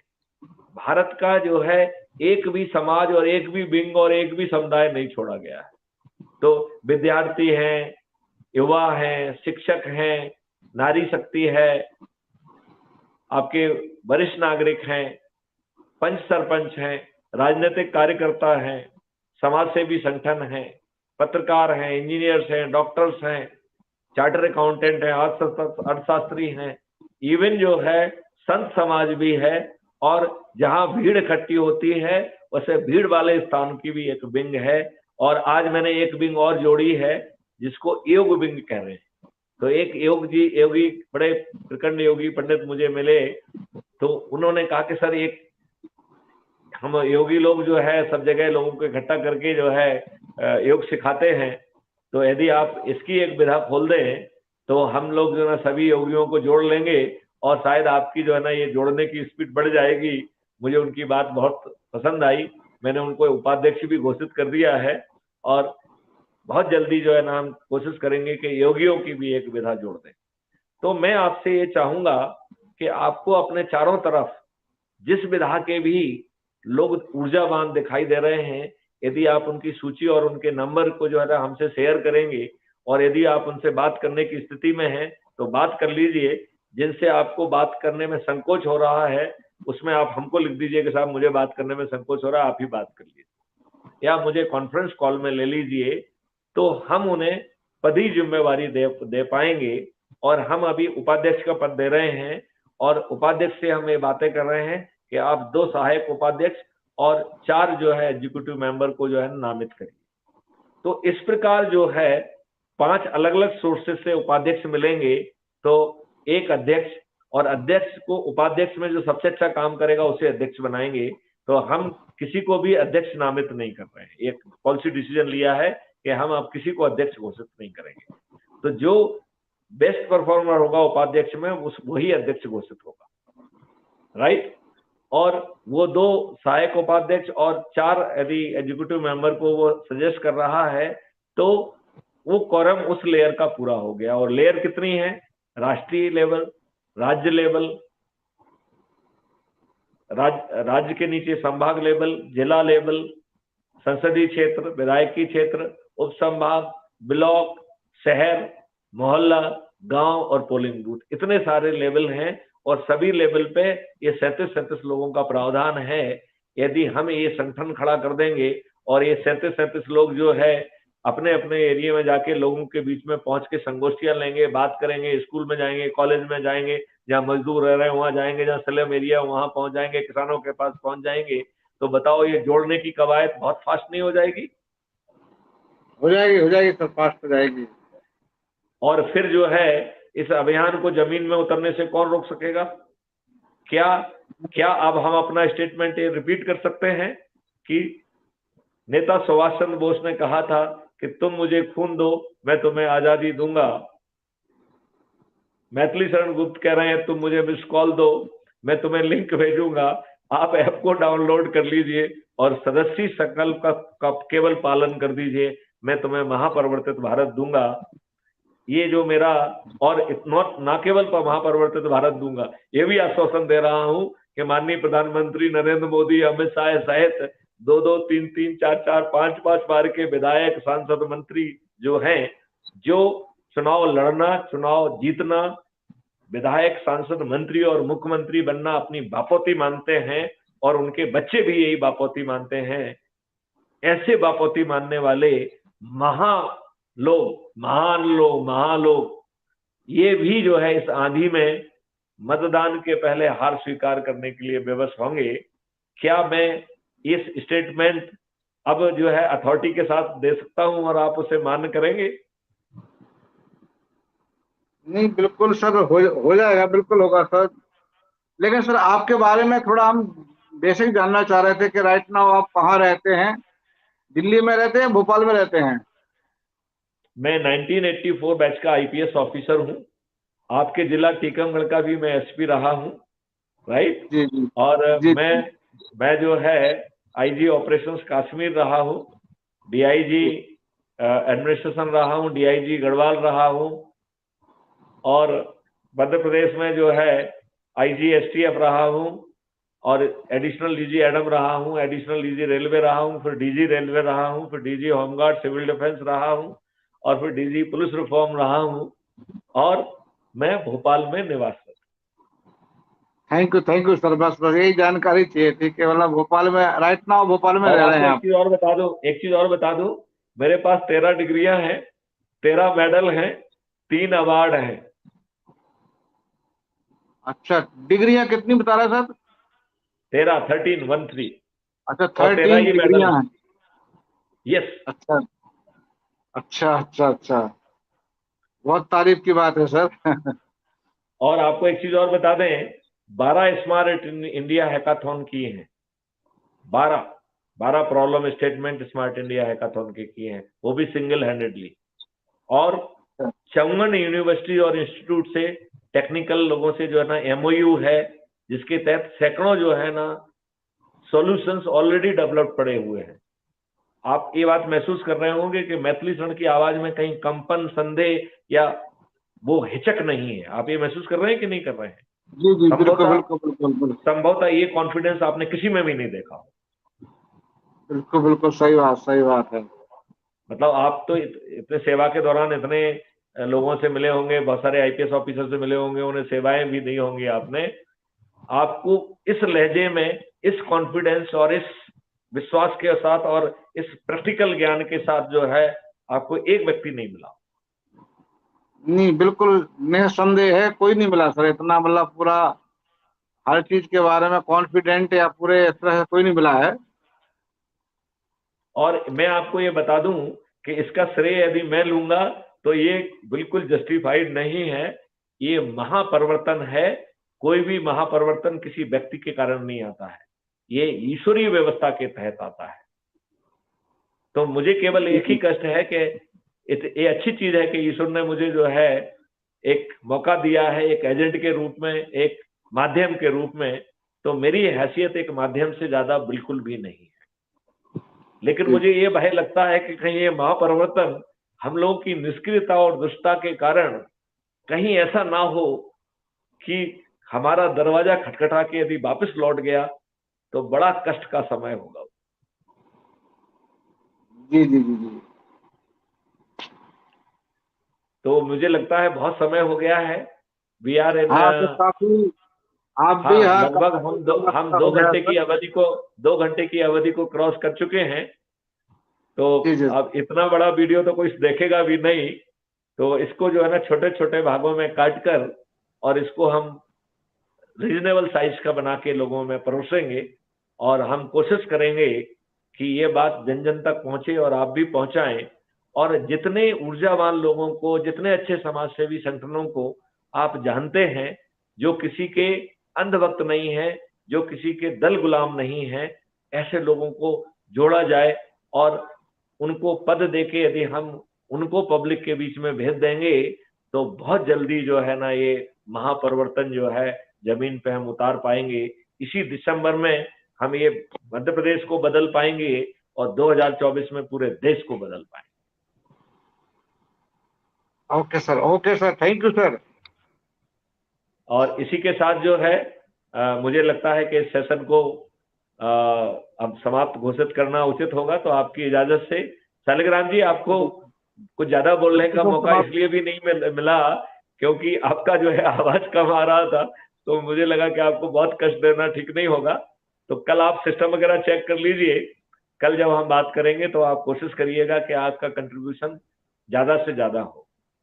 ठीक है। और सभी दर्शकों से अनुरोध है कि वो जो है इसे सुने, जुड़े, और वो भी लिंक के माध्यम से 9425606040 पर मिस कॉल देके आप जो है ना लिंक प्राप्त करें, या जो है आप क्रोम पे जाके आप क्राइम फ्री भारत लिख के चाहे आप हमारी वेबसाइट के माध्यम से जुड़ें या मिशन के माध्यम से जुड़ें, ये दोनों ऑप्शन वहां पर अवेलेबल हैं। और हम जो है मिलजुल के इस महापरिवर्तित भारत को, जो कि एक अकल्पनीय भारत होगा, उसे बड़ी आसानी से जमीन पे उतार पाएंगे।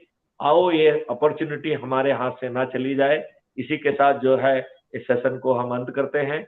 जय हिंद, जय भारत, वंदे मातरम। जय जय भारत सर।